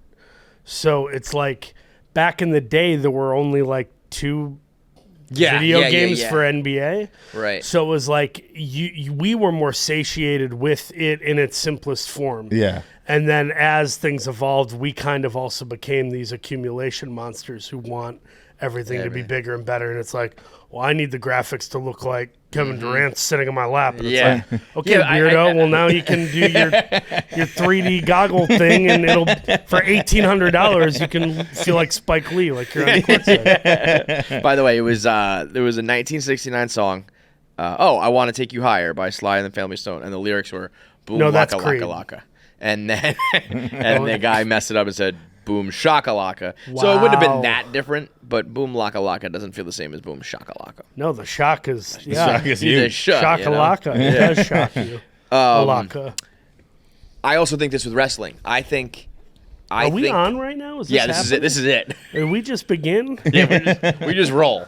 Are you sure you guys don't look dressed for work? You look more like this is kind of a lax place. Well, this is particularly a The laid back interns day, can but show up stoned and still do a great job. Unfortunately, You're not far off. You're not far No, I'm off. kidding. I'm kidding. What were we saying about wrestling? I think that the WWF Attitude Era is the greatest. For those that don't know, the Attitude Era was a time in the late 90s in which WWE began to flex in a way where the comedy and the sexual content and the violence all became so heightened, and I do believe it coincided with the rise of new metal. Bands like Limp Bizkit, the popularity of Rage Against the Machine, and young men everywhere were going, this is the content we want. And it only lasted about 4 years. But boy, was it an explosive only 4 to 5 years. I think it's the funniest. For those that don't know. Just again, just a quick little synopsis. That was actually, I was a wrestling fan growing up, but I was a wrestling fan. It's actually been interesting working here at Barstool because a lot of the people who I think are either the most talented or that I find very entertaining were wrestling guys. Yes. And I was like, They know how to cut a promo. Maybe They that's where they know. learned it. But when I liked wrestling, I liked the violence of it. I didn't care about cutting promos That checks out. and stuff like that. Like I just like There's mic work and then there's like the in-ring work and you want the violence. Yeah. Yeah, well, it's. I mean, that's also like movie watching. Everyone's got their preference on genre or subgenre, and it's Right. like my thing with mic work versus the action or the violence is like, how do we put Sorkin dialogue in a Fast and Furious movie and make it exponentially better? Yeah.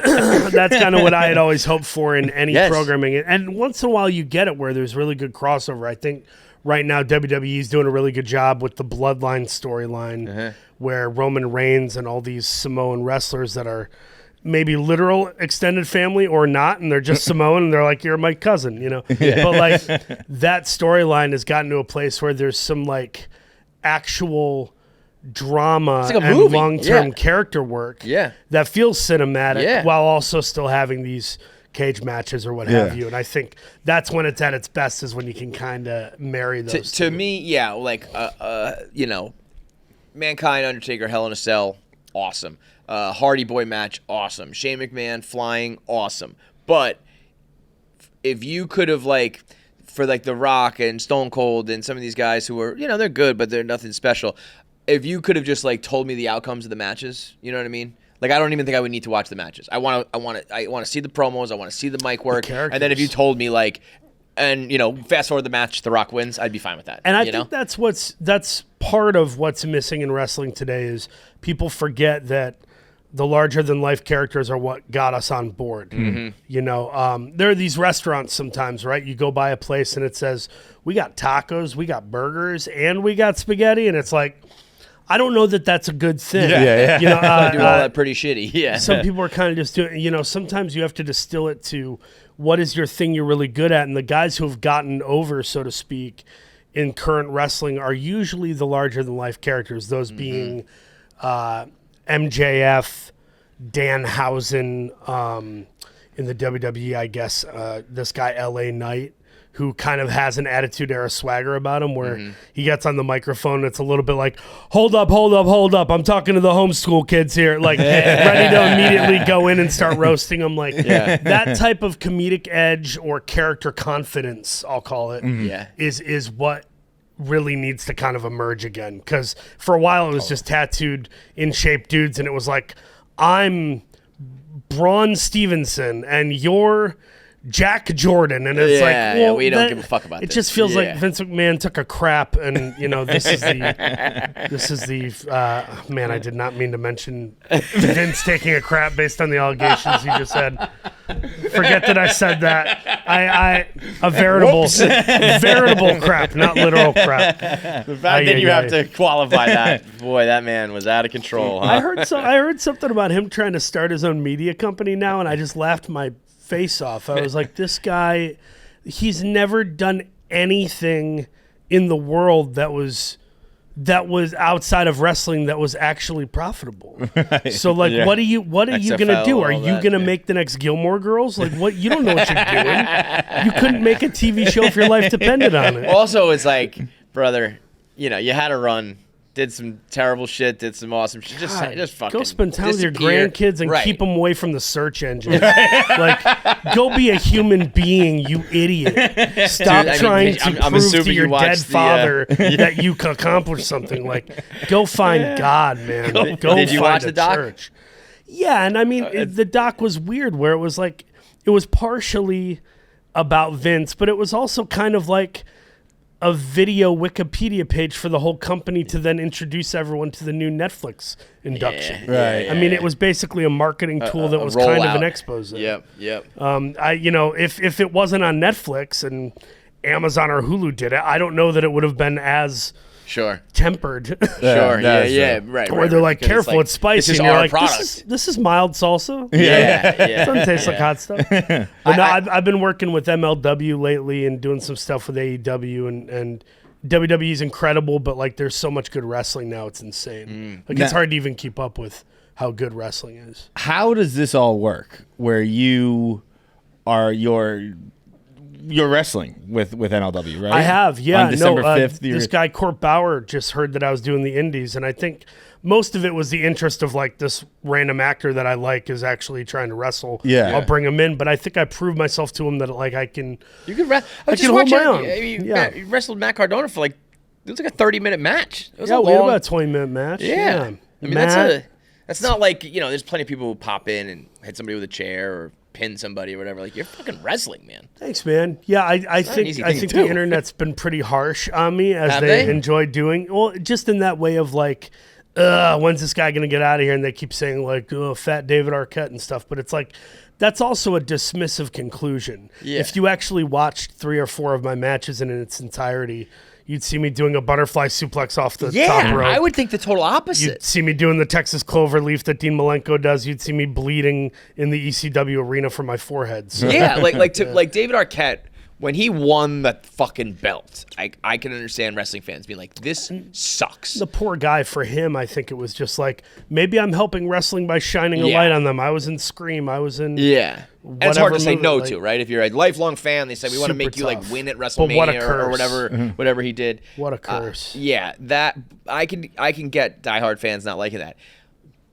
Giving a guy a hard time who's wrestling on the indie circuit, putting in like real matches, to me feels like the opposite. I would embrace that and be like, this guy's awesome. I'm also not getting rich. It's not like I'm Yeah, making a bunch yeah, of money. yeah, I'm yeah, the wrestling in indies front are of not- 500 people in a town in Texas. Truly for the love of the and- game. And lowering all my rates on like autographs and stuff because I also know like this isn't some big city market. I'm not Yeah. gonna tax this dude who freaking drives a snowplow to take a selfie with me. you know? Yeah. Totally, yeah. No, I think it's fun, man. I tell people, I told Colbert, I was like, Bruce Willis had the harmonica. Kevin Bacon's got his like Bacon Brothers band. Right. Like guys have this other thing, and for a lot of guys now, it's like golf. It's like golf is the other thing in your life. It's like a side chick almost. But for me, I thought wrestling was something I'd try, and now I love it so much that that's my harmonica. You know? Yeah.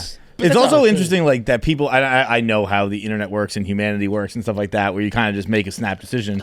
But like, I'm a fan of yours, so I know you approach things sincerely and you put in the time and the effort and all that stuff. Thanks, and like man. any Yeah, I fan tried who to. knows that is like, well, he's fucking wrestling. He's not like just a guy who's gonna coming over and like you're committing to the craft. Yeah, and I think to be fair, I've seen it go other ways where like sometimes I'll see a rapper show up in a movie and I'll be like, the rapper's in a movie, or any musician for that matter. And then sometimes they really surprise you and you go, Oh shit. Most Def can act. Yeah. He's actually really good. And so like I've been judgmental in the past too. I remember when Heath Ledger got The Dark Knight. Sure. Everybody I was hated like, that. oh. Everybody. Because in my head, I'm like, it should be 10 Things I Sam Hate About Rockwell. You? Yeah. Or it should be Michael Shannon. Or, like, I had a million other people other than Heath. And then you watch it, and it shut me right the F up. I think that had was nothing to also say. Was Sam Rockwell in the contender? Oh, for I just Joker? mean guys I like. I was gonna say, Like, I love that. like, Awesome, I actually. think Michael Shannon would be a great one too. I think those are great picks. I think I'm sure it happened at every level and generation, but that feels to me like kind of that was at least the first time and I think the public on like a mainstream level learned, don't judge a book by its cover, sort of thing. Because then you did start to see, down the line, it's like when McConaughey does True Detective, and when people have I do rom-coms, but all of a sudden I had a breakout role and won an Oscar, and it's like, just because I do one Fraser thing. with The Whale. Sure. That was a big moment too, where you really can't one, judge a book. That was at least one of the first big ones I remember being like, oh boy, Heath Ledger. I did. And in my adolescent mind, when Heath did Brokeback Mountain, I was probably 17 or something. So obviously I have this very warped sort of immature mindset of a movie like that. I watch it 12 years later and I'm like, this is amazing. I love this movie. I don't get away from Anne Hathaway shirtless. I want to see them get in the 10 again. I'm literally on board, but at that point, just the immature mindset, oh, this guy's doing this, and then it's like, wow, I like it more than Nicholson, and that's I know them's are fighting words for some people, but I don't think anyone will ever top what Heath did. Would you consider yourself someone like that, or do you think because you started in comedy and things like that, and then I think with Blackbird, probably I, Tonya, right? It was like, oh shit, he can act. Do you think you were someone who was? I don't probably not to that level. I think for a lot of people it was a thing of, you're playing a lot of ne'er-do-wells and a lot of outcasts and people that are kind of have a false bravado, that Danny McBride thing of I'm so proud I don't even see the stain on my shirt. But I think what really helped was Richard Jewell and Blackbird within a few years of each other. Yeah. I think people... Yeah, it's not a fluke. It's like... Yeah, I think I went from the David Koechner thing to more like the John C. Reilly, Phil Hoffman thing of we could put you in a drama and you'll... Pretty fucking good spot to be in. Say, man. And by the way, I say that loosely. I only say that because those are names people have thrown about interviewed me or compared me or thrown about. But, I would have been very... I love... David Koechner. Right. Yeah. I love Nick Swardson. I think these guys are hilarious, and I was totally content with doing that, but I had secretly always hoped maybe someday I'd get thrown into a serious dramatic film. So early on, I saw guys like Jay Moore and Jerry Maguire. Jay Moore even, I don't know why I'm bringing him up. I guess somebody brought him up the other days in my head, but Jay Moore did Hereafter, a movie with Matt Damon and Clint Eastwood back in 10, 20 years ago, and it's I did see comedians sometimes get cast in dramas, and I was like, clearly it's possible. I just got to kind of wait around and hope somebody lets me. So wait, were you? I mean, what's your track like? Because there's comedy, there's acting, there's wrestling. That all happened at once. Did one start before the other? What was the original plan? Because I feel like the plan right now is you're doing all of it, but and thankfully those avenues have kind of opened up, or I've sort of knocked on some of those doors and found them to be unlocked, thankfully. But the original plan was comedy. It was just my dream was my dream when I was a teenager was I'm going to go to Tisch School of the Arts at NYU, get a 4-year degree in filmmaking, acting, whatever, and I'm going to get on Saturday Night Live. And SNL will be my gateway to other film, TV stuff. And then eventually I'll direct Rob Reiner, and I'll do a Spinal Tap and a Misery, the idea of playing in different genres. You had a real plan. Yeah. No, that was the full out plan. That was the dream plan. And then I had an educator kind of tell me you don't really have the grades for Tisch. And I didn't even investigate it. I just took him as that got cut off real quick. Whoever it was, and God bless him, I didn't spend that tuition money that I didn't have. And made it some other way, but it was always the dream was I'll do stand-up and I'll write scripts and I'll try to get on SNL, and then eventually the SNL thing is very direct yet elusive, where it's you join a comedy school, comedy theater, you kind of give your life over to them and show crazy amounts of loyalty, and you'll get plucked to do the auditions. And I was like, I don't really want UCB taking credit for all my creativity. Sure. I've been writing and performing since I was 7. I'm not gonna say I'm the Second City guy or I'm the UCB guy. So I kind of, in my own pride, got away from that and just started. I've written 20 feature-length movie scripts. Really? Since I was a teenager. Shit. And never sold or made any of them. but I've gotten people attached. At one point I've had everybody from freaking Richard Jenkins to Arnold Schwarzenegger to Bobby Moynihan attached to stuff. Like just random people in different phases of iteration. But I think now, because of the acting, maybe that's going to help open the door for me to make my own stuff. The way Bo Burnham did 8th Grade and Jordan Peele, a comedian, made Get Out. It's like, clearly there's a path. You can do it if it's at a certain price point and you can prove yourself and get some help from buddies. Maybe. Can you do some of those old projects, you think? What's that? Are you talking about like doing those old projects? Or just now you can do new or ones, just one of the newer ones that are probably way better than the ones I wrote 12 years ago. Yeah, but it's funny too though. Like if you become big enough where it's like and you feel like those are quality, it's like I got 10 of these bitches ready to roll. Even like realistically, director, like, whatever, of the 10 of those bitches, of them 2 or 3 are really good, and those are the ones I'll focus on and try to make attachments and stuff. But I hope to. I'm already producing some of my projects. I'm producing the Chris Farley movie I'm attached to. Yeah. I just produced a movie that went to the Toronto Film Festival that I starred in. Tell me about that Farley movie. Yeah, we're hoping to shoot it like Q4 next year. That's the hope. Josh Gad's directing. Wow. You're a busy guy, huh? Holy shit, do you do like what do you I just do have I work really hard and I try to line stuff up because my whole thing is like I never know what's gonna fall apart either.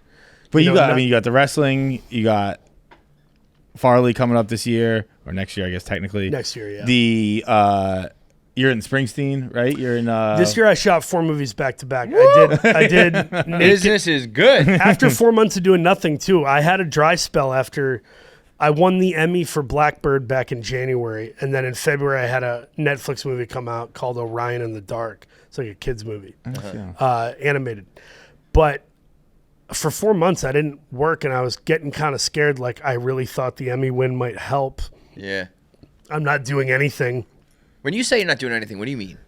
I was just staying at home hanging out with my kids and my wife. Is there literally taking Zoom meetings with some filmmakers? I'm reading scripts, but like the only offers I'm getting are like this small indie films that are like, hey, can you come do one day? We'll throw you a bag of cash, but really this isn't the type of project you want to do. It's more of a favor to us and you'll make quick money. And I'm trying not to do that. I'm trying to get involved in stuff that I'd be really proud of and want to pay my $40-$50 to go see, because you figure babysitter plus popcorn plus ticket, whatever. It's like you gotta make it worth probably even more than that. So like I'm always thinking of the consumer when I sign on to stuff. Like, are people going to give a crap about this? Can I swear on this? I'm not trying to say whatever the fuck you want, man.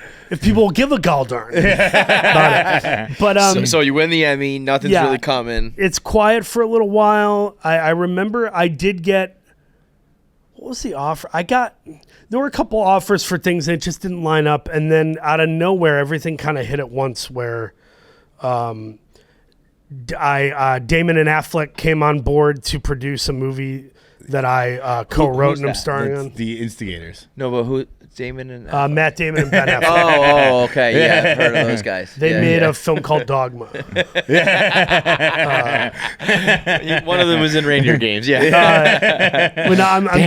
developing a movie with those guys that I'm starring in and co-wrote and producing, and then the Farley thing hit. Like where New Line Cinema bought it in this little bidding war we had with a couple companies, and then I got Fantastic Four got offered to me, and then Naked Gun was a last minute thing where they had someone cast and they fell out.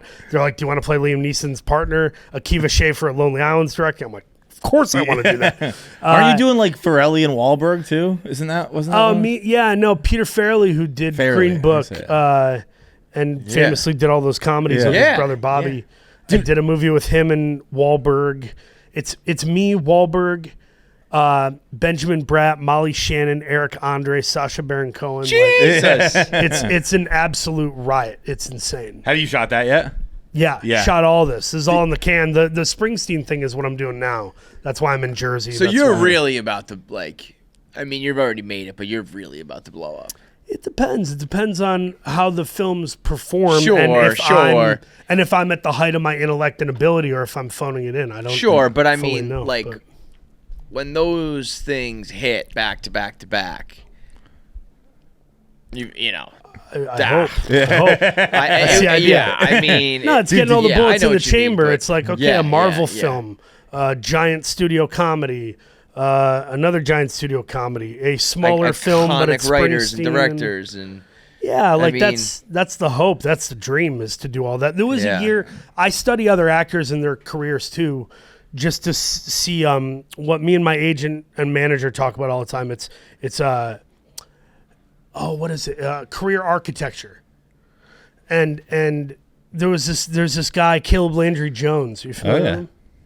Get Out. He's a brother in Get Out. Okay. He's Yeah, in, the Creepo brother in Get Out. God, yes, Like he's yes, incredible. He's in like a ton of stuff. But there was a year where he did, and I forget what year it was. It might have been 2017 actually. But there was a year that he did the Florida Project with Willem Dafoe and Sean Baker. He did Get Out with Jordan Peele.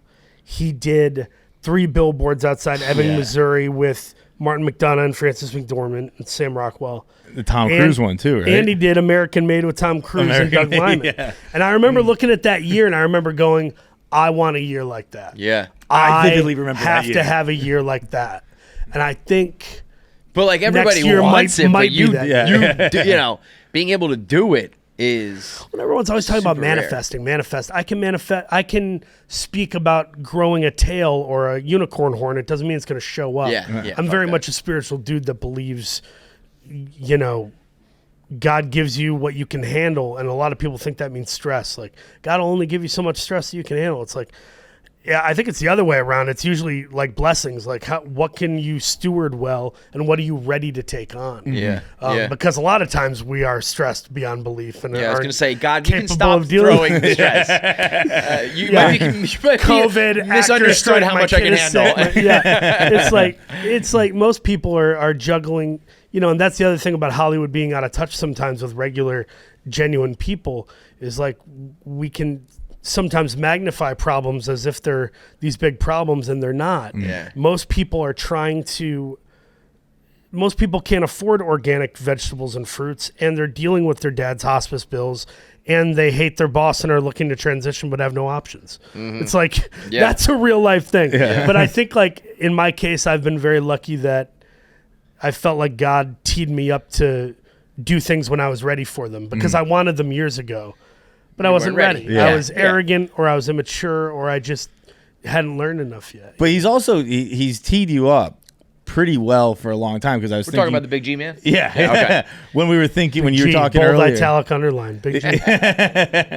we were talking about the your original plan where you wanted to do Tish and then SNL and all that Yeah. stuff, and I thought that was interesting that you obviously didn't do SNL, but I would say that you have done the 3 generation defining comedies of the current era, like between, I would say, Sonny, Key and Peele, and I Think You Should Leave. Oh, wow. Like, yeah. those are 3 sets It was to be a different on path. and be involved Yeah. with, of like, No, the- and that the- meant a lot to me to get to do stuff that I was a fan of previous to booking. I mean, Yeah. Particularly, I Think You Should Leave because of the sketch connection. But like Sonny to me is like, I God. grew up with Sonny. Like, I think people talk about how they grew up with SNL, where like it Yeah. was a huge thing, and like to be on those sets and that at such a young age. Because you did Sonny before you left LA after Sonny. How old right? are you right now?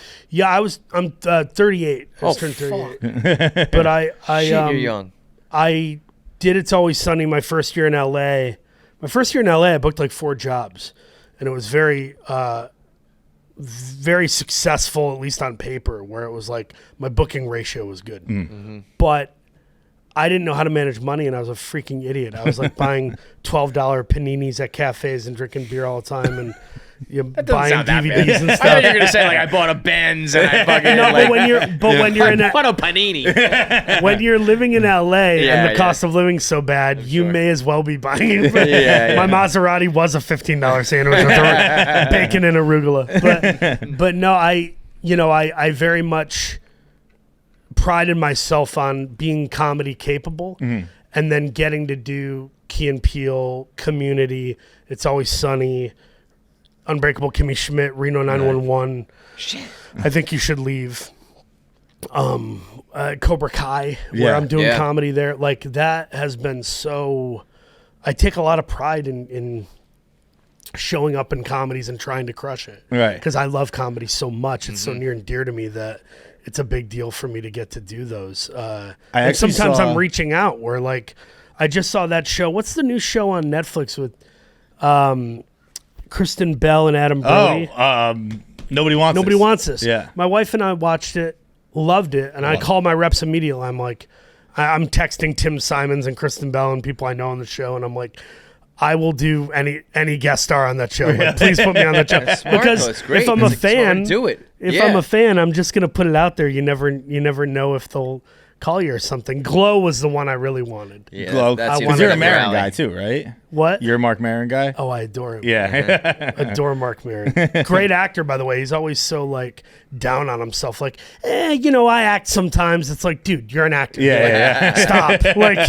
Like Todd Phillips and these people are like casting you and stuff, and they could cast actor. anyone. They cast They're you because choosing you're you. good. Yeah. It sounds like you're really like a student of the game. Very much so. Yeah, Yeah, right? the way And Michael I Jordan think that used to be makes on a his driveway. big Like, difference. I'm going to take Yeah. 1,000,000 of these while it's dark out. Like I was Yeah. that way with, I'm going to watch a Sidney Lumet film. I'm going to read a script. I'm going to read this Meisner book. I'm going to study SNL. Like it was just. And then like even just Obsession. the desire, it's like I want to do these things. I'm sure there are people who, I won't make enough money doing that, or that's not worth my time, or whatever. But it's like if you really love it and you want to do a guest spot and you see the value and all these things, it's like that. I think is how you build like a foundation to I then think be so. ready to pop when the big G man gives you the chance. It's like I've got my 10,000 hours in or whatever Yeah. little thing you want to call it. Like I'm ready to go. I think some of it is also self-amusement. Like a lot of the things I do are because I actually like them. Yeah. That's a huge part you too. know, Right? If you're like- doing it for the wrong reasons, or like I thought that or was you- very clear in the I believe it went viral. I don't know. The clip of you on Rick Glassman's show when you got yeah. Inside Out 2. Yeah, and you I were, cried. Oh, yeah. It was very Yeah. cool that you were choked like, I'm having a moment right now, and like because I really enjoy what I do.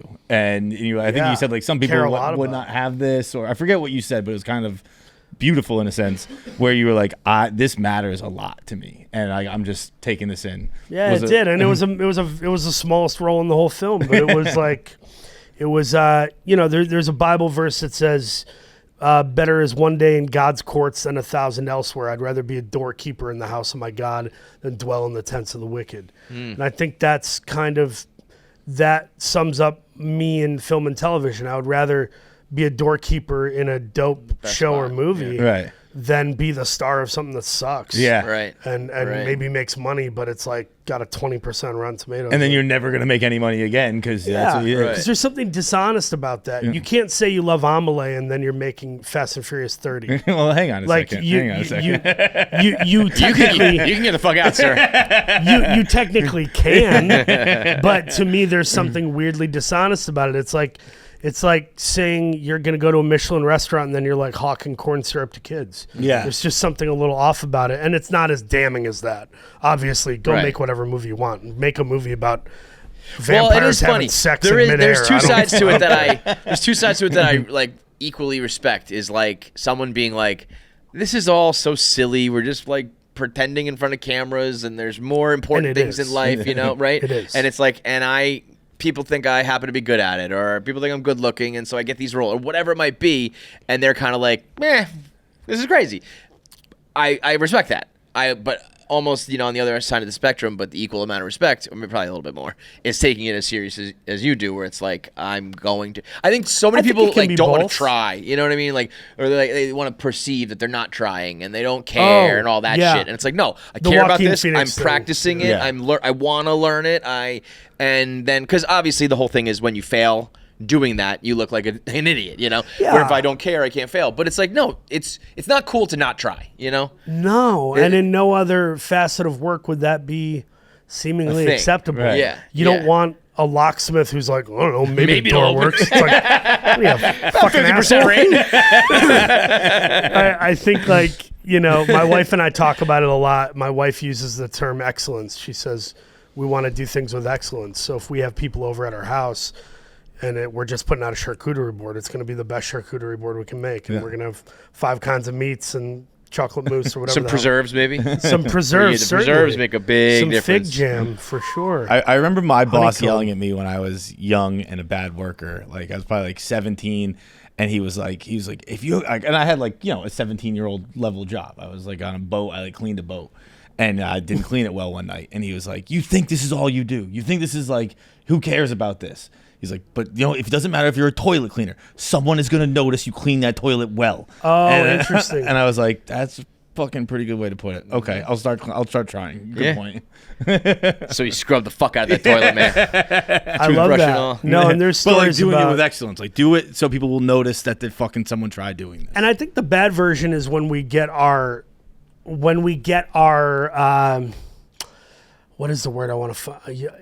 When we feel our worth or value is in our excellence. Because then you're just saying like, I only matter if I'm great at something. Yes. And it's like, well, that's not good. Yeah, That's, And especially when you start factoring feedback and outside people talking, and it's like, you know, that's why I go to the self-amusement, because I'm like, even if, like, I had this producer, I won't say his name, but this big-time producer guy who's worked on some big stuff approached me in sort of a scummy way at this award show, and he was like, hey, why do you do that Cobra Kai show? You're like, you know, award-winning actor now.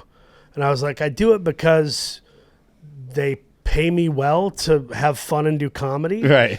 And people love the show globally.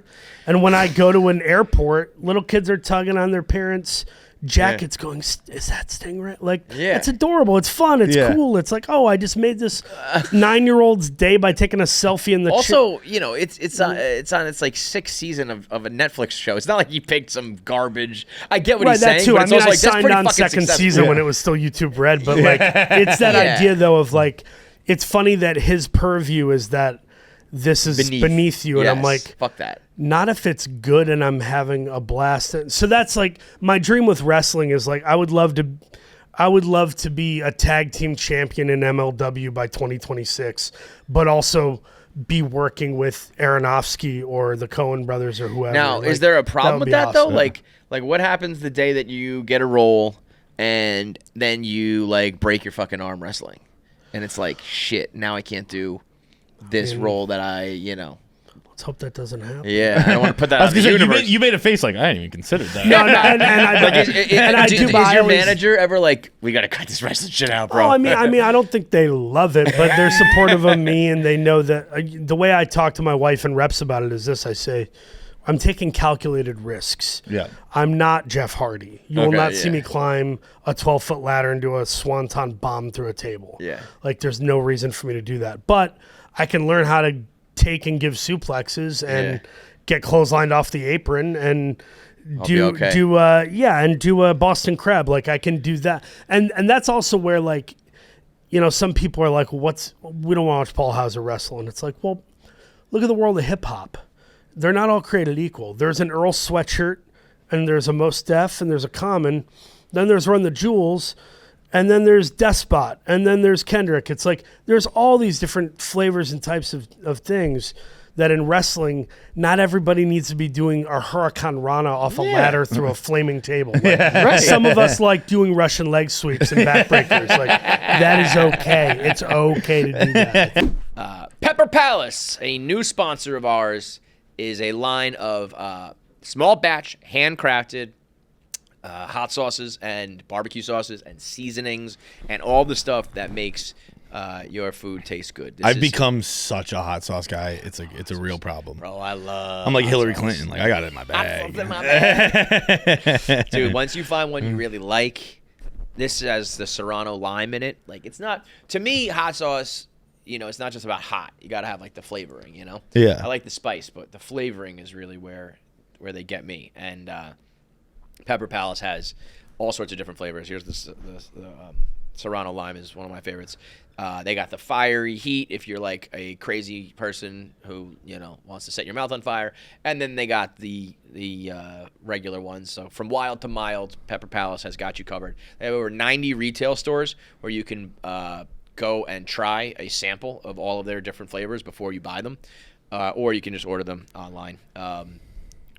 get the seasonings, get the wing sauces, salsas, not just hot sauce. It's any sort of, I guess we'll call it condiment, right? Yeah.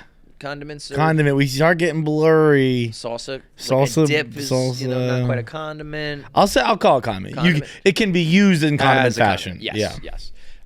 So save 20% right now when you use promo code KFC. You can visit them in store or shop online. And like I said, if you go in person, you can test them out. Or go to pepperpalace.com, use promo code KFC, and get 20% off any of your condiments. I take it you're a hip-hop fan the way you're speaking about that. I am. Not in the sense that you can quiz me and I'm going to be like, that was 1993. But I there's no one I have more respect for than Kendrick Lamar, and that was way before the last couple albums. I just think that guy is living right, and he's doing it his way, very much on a self-amusement and self-preservation kick of like keeping himself unpolluted from the world. So then what do you think about Drake? I think he's a very talented guy who's probably wildly immature and needs to have the growth that someone like Kendrick has had. Two pretty good answers. It's fair to call someone.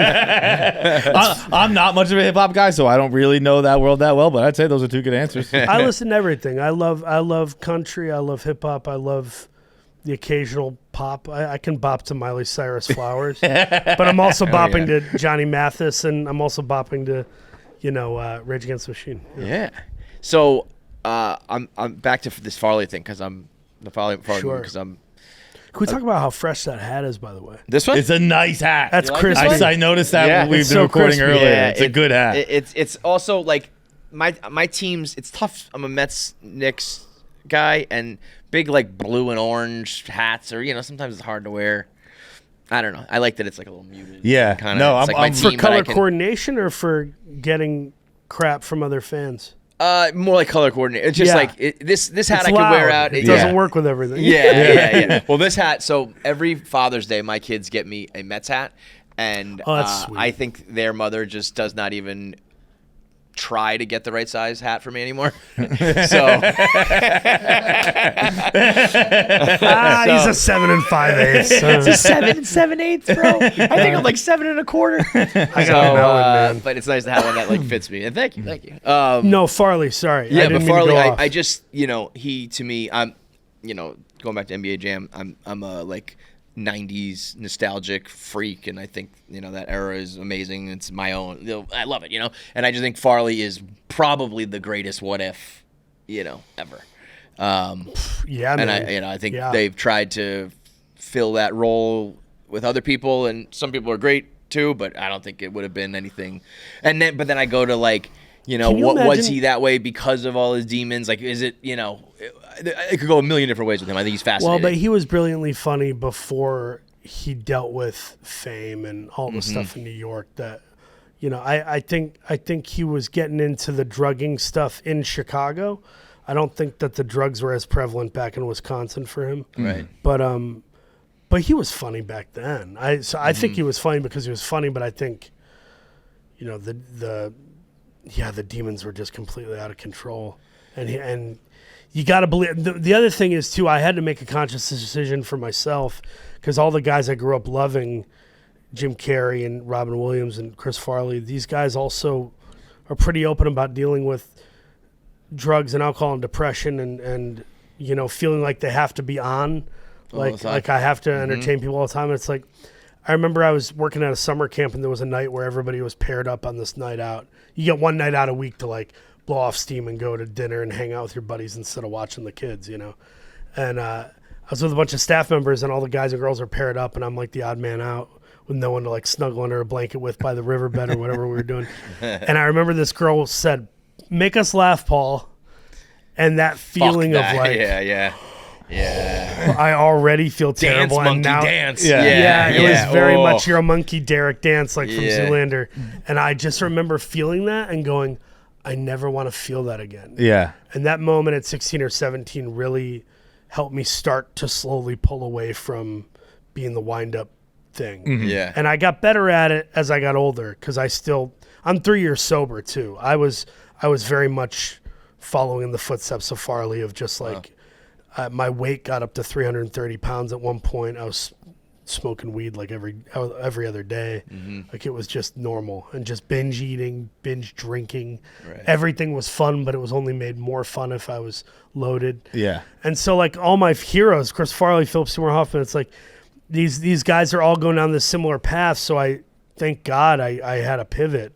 But I could have been in that same exact boat. I think Farley was the king of, make me laugh, right? It was like, Yeah. or at least he felt that he had to at all times. And It also, seems screw those people that also made him feel that way. Yeah. And didn't just have a level of respect and just were like, can you take your shirt off and jump in that snowbank? It's like, screw those people. It's funny you said the snowbank. I'm sure you've read the same book. I read it back in college, and I forget what it was called, but it was like a collection of stories by Farley's friends, where it was I think The it was, Chris Farley Show, yeah. Yes, That's the basis for our movie. That's okay, so based on that book, yeah. I was gonna mention to you a part of it that again I'm sure you're aware of because it sounded like what you were just describing. I think Chris Rock in it explains that the Chippendale sketch was where we lost Farley for good. Yeah, he and Odenkirk and a few people are very vocal about that. Yeah, That it set the tone for. I remember hearing. Was it Odenkirk? Maybe another one. Set but the I tone think for his Odenkirk comedy was- identity. Yeah, Yeah. and I think Chris Rock. I think if I remember that book correctly, 'cause I remember reading it in class, which probably wasn't great. Probably why I didn't finish college. But I was reading it in class, and that line stuck out. Where it was like, that sketch was where we lost Chris forever. Because Fuck- he was like uncomfortable. fuck that like, sketch. But like, and was the literal dancing monkey. Yeah, in it was that with one? him and Swayze. No, but yeah, I know the sketch. But I'm saying like he didn't because it was just like a look at me, I'm fat and dancing. Like sort Yeah, of thing. I think- Well, he was the But it butt also of the was joke. it was so Right. fun. Yeah, The yeah, joke yeah. wasn't the conceit or concept. It was your, and really what if people go back and watch that and they go, Farley is sexy and he is cool and it's funny because he's big, but it's also funny because he's so agile. Yeah. It's like in Yeah. a way he is holding his own with it. Yes, yes. And so like that becomes part of the endearing humor, and it's not just a pincushion sketch. Yeah. But of course, if you're impressionable and you're an addict, you're going to feed into that. And that's Yeah. going to, you won't have that kind of confidence. And I always had I have some weird dogged confidence, competitive streak in me that like, I'm not saying I'm as good as anyone at all, but I'm saying I'm dying to work with DiCaprio and Denzel and those guys, but it's not because I'm just a fanboy. It's because I want to steal the ball from Jordan. Yeah, I was gonna say. yeah. Part of me is I'll like- play on the court with these guys. Yeah. Part of me is literally like, watch me hold my own. Yeah. And that competitive thing, which is like the athlete's mentality for an artistic person, it's like, I think that's a good thing. And I wish Farley had more of that, to not have been like, oh, maybe someday I'll be Belushi, but I'm better than Belushi. Yeah, Right. yeah. Right. Because I think that helps with survival a little Totally. bit. I was gonna say then you start to think long term and you start to think I can't do this and Was it that book as well that has the Lorne Michaels quote where he talks about how he like sat Farley down to give him kind of a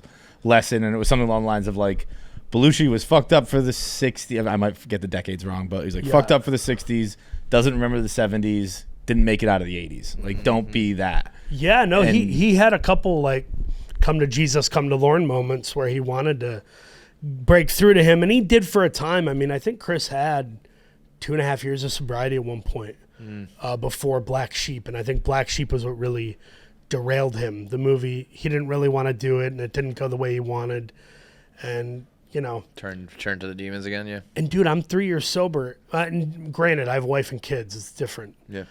But if I had a movie I starred and not go well, I like to think, it's one day at a time, but I like to think that I wouldn't relapse over being disappointed in a movie. Yeah. Right. If anything, I'd 'Cause be you like, have I'm so going to go much- do a hardcore match with Sammy Callan and we're going to beat the piss out of each other. Like, Well, but you know what? Honestly, that it's not the healthiest thing when they say you kind of swap one addiction for another, sort of like that. But It's if so you true. channel it in a way where it's like maybe he didn't have that, maybe That other if Chris thing. Farley was wrestling on the independent circuit, it would be like I'm gonna go do that, and Yeah. and when to your point, I love what you said though. Like, it is the great what if, where I think he if- would have been like imagine Chris the number one. in a movie like Anchorman. Right, Yeah. right, Oh right. Imagine Chris doing the Fatty Arbuckle drama and playing a historical figure and getting an Oscar. Yeah, I think he would have been the guy who he would have had a run Like, I don't think he would have been in Anchorman. I think he would have been, like, instead of Will Ferrell, it would have been,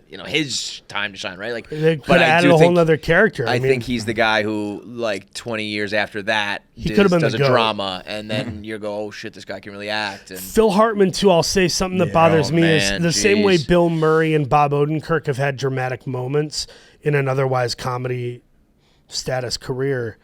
I think Phil Hartman could have had his Better Call Saul. That one is almost, or his that's moment almost, like that. More heartbreaking in a different direction. Well, the way Jesus it went Christ. is just as dark. He as was so good that like as a child, I remember watching like Jingle All the Way, and I was like, this guy is unbelievable. Get this Schwarzenegger guy off the screen. Get more of this guy. I was that the same voice and kid. delivery and everything is so good. So wait, for the Farley movie, does it have the like cosign of the Farley crew? The Sandlers and the Spades and all those guys. That's a good I know they're kind question. of like protective over him in a way. I feel like, And they are for the right reasons. Yeah. It's not for the wrong reasons. They very much. I mean, we've had conversations with Spade and Sandler and Tim Meadows and those guys. yeah, And I think part of them is they're not thrilled about it because they're a little concerned about like, is this going to be a sob fest or is this a celebration of Chris? Mm-hmm.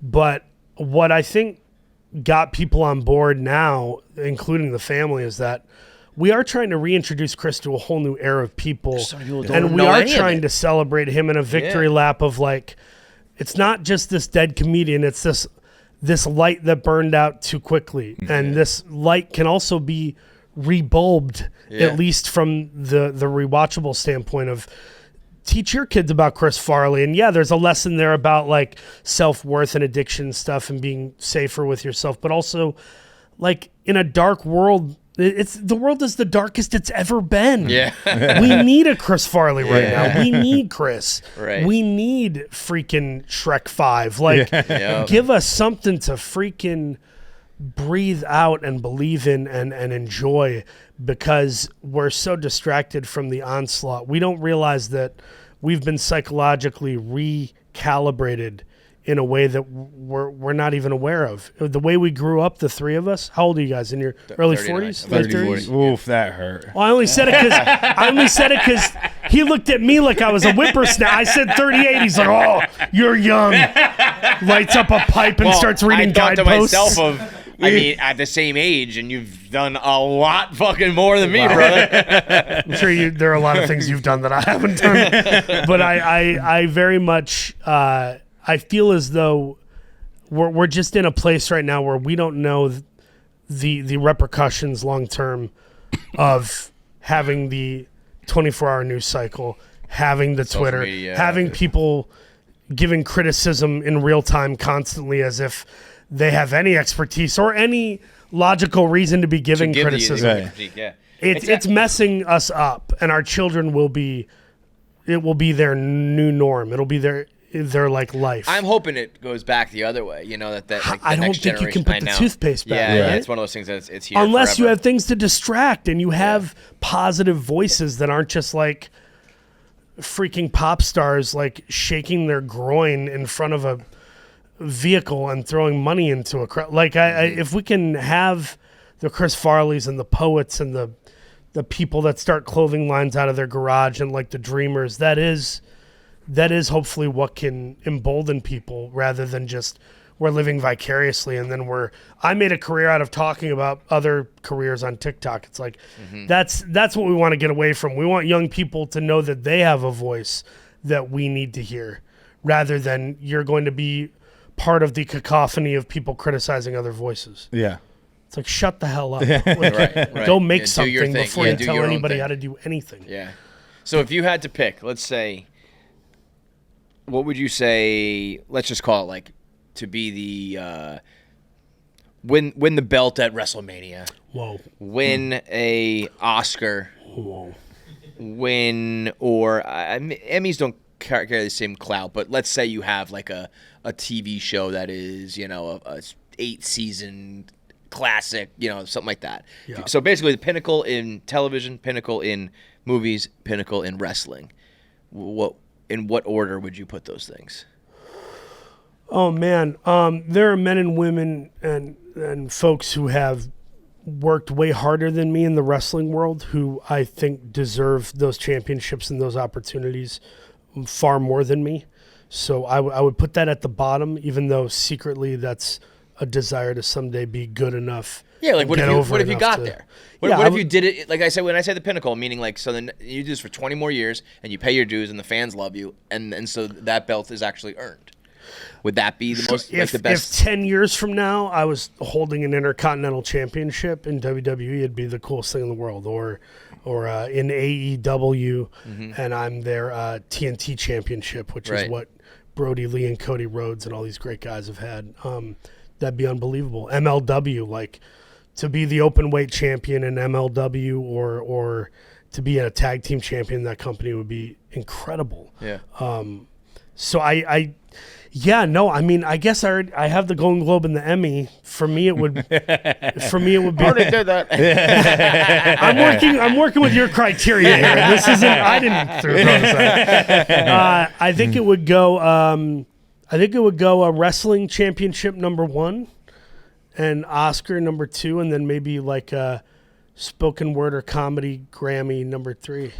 Hell yeah. The Emmys have been there, done that, got the T-shirt. I also make music. I put out a. All right, fuck off. I'm not saying it's good. It's like saying I have 2 kids doesn't mean I know how to make love well. I just got someone pregnant twice. No, it's the idea of I put out a hip hop EP 2 years ago under the name Signet Ringer, and it's called Murder for Hire, but Hire is spelled Higher. What's the meaning of that name? Signet. What is it? Signet ringer. What does that mean? Like a signet ring is one of those rings where it can make an impression like a king would put ink in it and mark stuff. Okay. Ringer, of course, being like someone sort of incognito. Sure. Yeah. And how was that received? I don't know that it was received much at all, just because it didn't have some big moment in general to even be received. But I put it out and I enjoyed making it. I was gonna say I would love to do something like that. Like I'm a big hip hop fan, Why and wouldn't you? yeah, I know I've thought about it, but I literally would not care if a single person listened to it. But if it's I just want to be in the studio and work with you know what I mean, and just I did that. I think you should. You also have an audience, which a lot of people don't have. Yeah. So even whether it's well received or not, you should honor the fact that you have that interest and you have a built-in audience with which immediately you have ears. Because that's what people want. That's what. Yeah.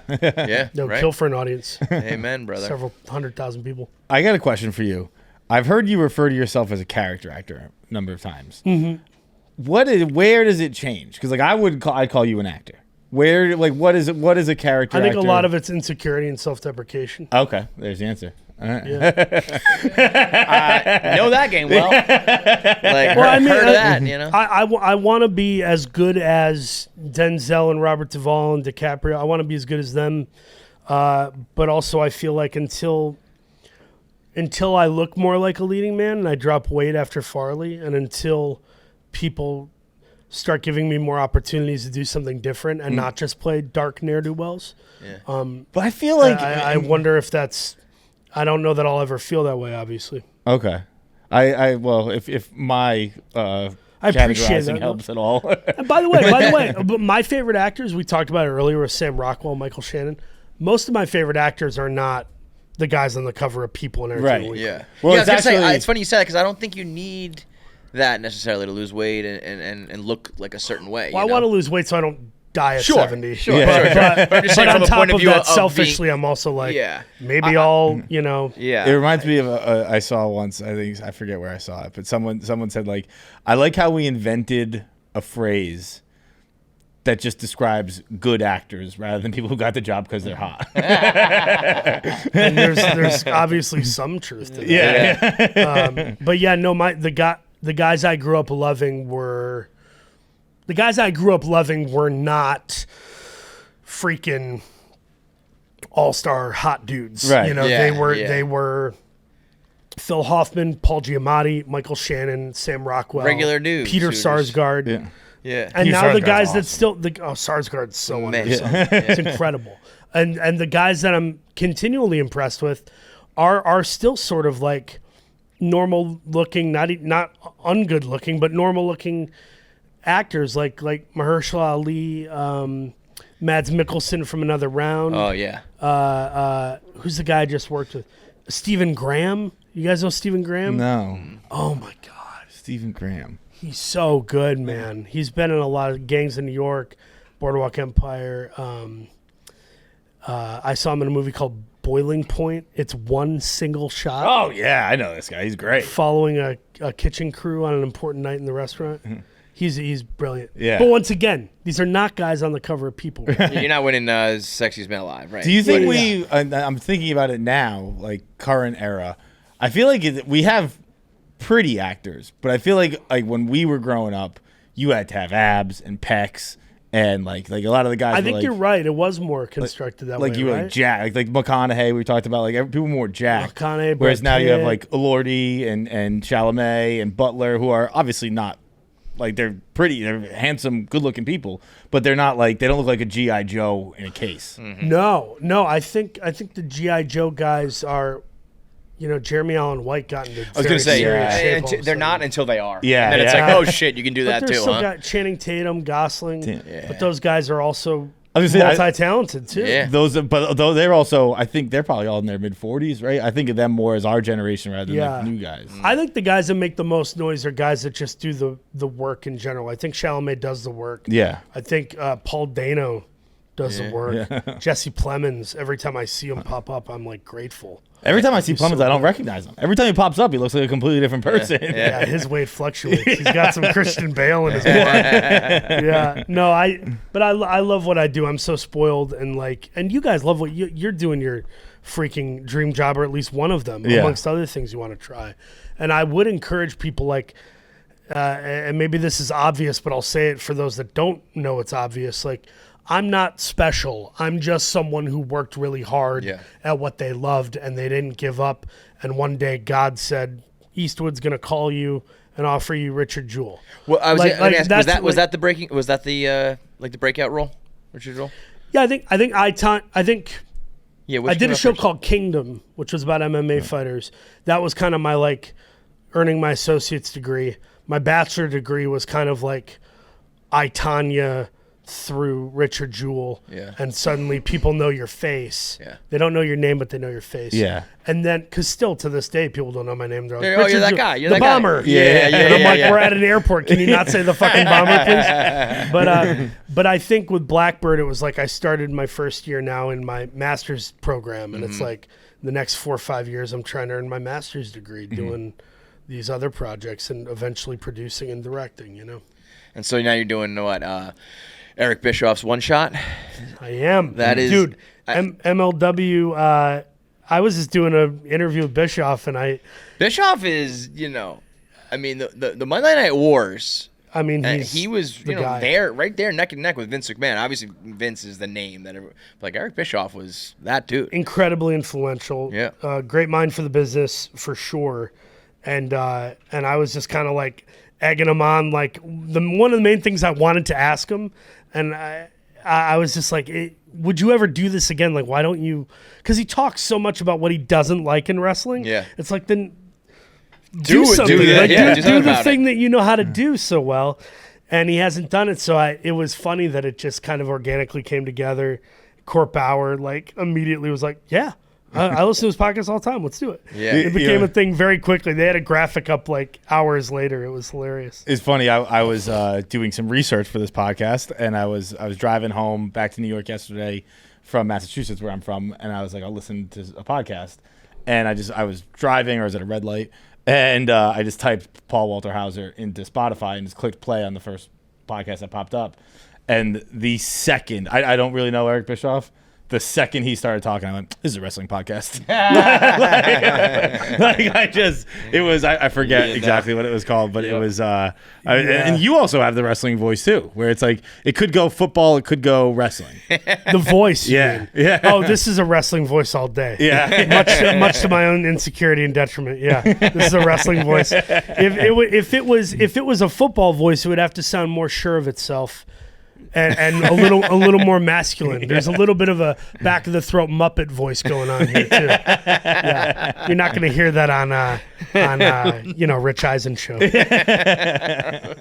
Man, you do it all, dude. You're unbelievable. It's I would say, good luck but I don't think you need it, man. I think you're working hard enough and it's all going your way for a reason. So long as I stay sober and I'm accountable to my wife and kids and my loved ones, that I think everything will fall into place. And for anybody watching who's like, you do all the stuff, just you do all the stuff. Like nothing is stopping you. Just get weird and love yourself enough to pursue something. Get weird and love yourself is really words to live by, man. Grab the bottle of lotion, get weird and love yourself.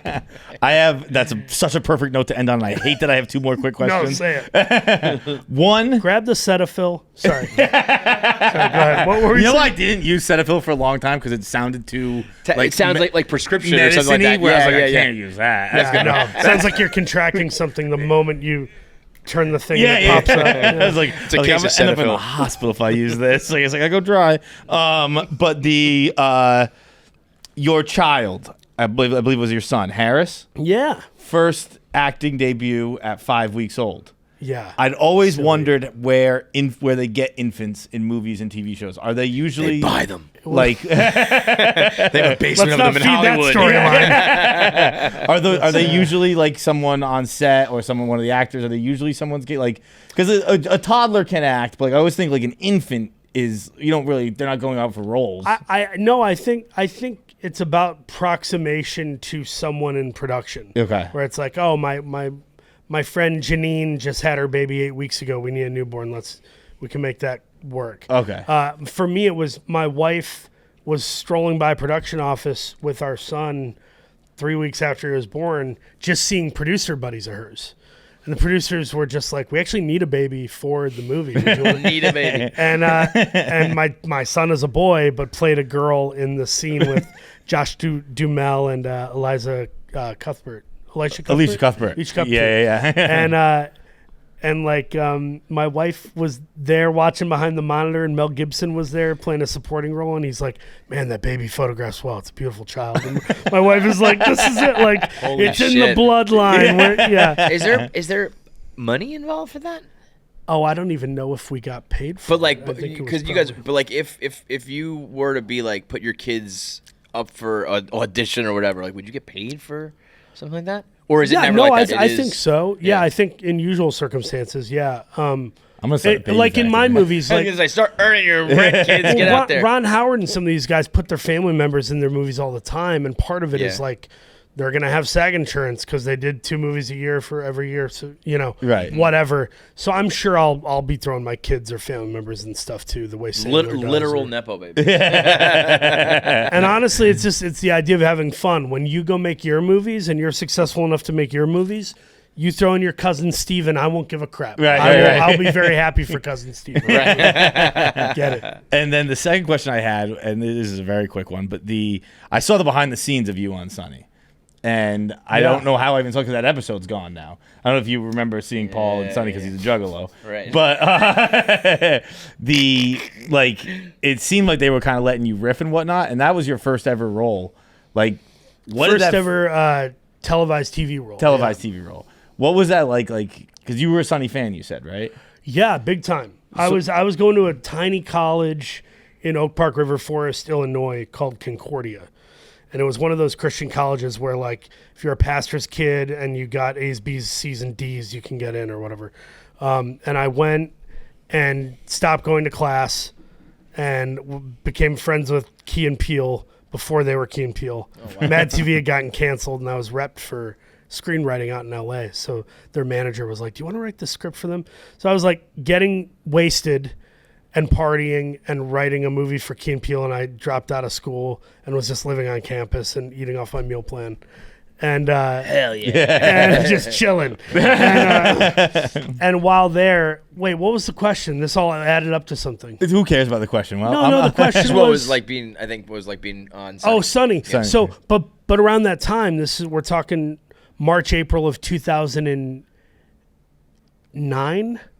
I was watching It's Always Sunny, drinking Keystone Light with my buddies in our underwear, like sitting on the floor of somebody's dorm. Yeah. A year later, I'm auditioning for the show in LA, and I book it. So, and suddenly you're getting paid $5,000 to do 4 or 5 scenes in a show with your comedy heroes at that time. Yeah. So it was gnarly, and this is a great thing to end on because it's prevalent to what's happening now. On that show, I was very reverential to those guys, but I followed my instincts and I improvised without getting permission. If there's, I'm good enough to hang with these guys, right? Once again, trying to prove that you're good enough to hang and you can dribble the ball with Jordan, and it worked out, and they liked that I was improvising, and they invited it, and it made them break character once or twice. I was saying they're dying. There are other outtakes they don't show that like it was me making Charlie laugh or him making me laugh. You also look, you're a big guy, but you're not a big guy. You look so much bigger than Charlie in this. Massive, and that was me when I was like 325, 330. I'm down to about 265 right now, 260. Yeah, good for you, man. But that's the plan. After Farley, I plan to take it all off Chris Pratt style. Yeah. After really? Farley, it's all coming off. Yeah. It's all coming off. It's going to be a whole thing. What's the Fantastic Four role? Yeah, so the director of that episode of Sunny remembered me from It's Always Sunny and saw me in I, Tonya and saw me in Blackbird and maybe 2 or 3 other things. And he offered me a part in Fantastic Four.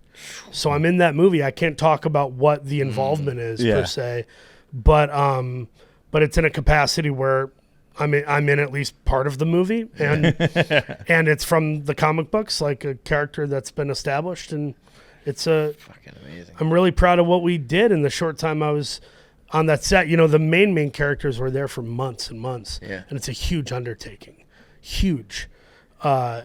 And I got to come in and play and do my thing, and I really had a blast. Matt Shackman is such a supportive director, and that cast and that script and the production design, everything I got to see and be a part of made me think this is one of the more special superhero offerings.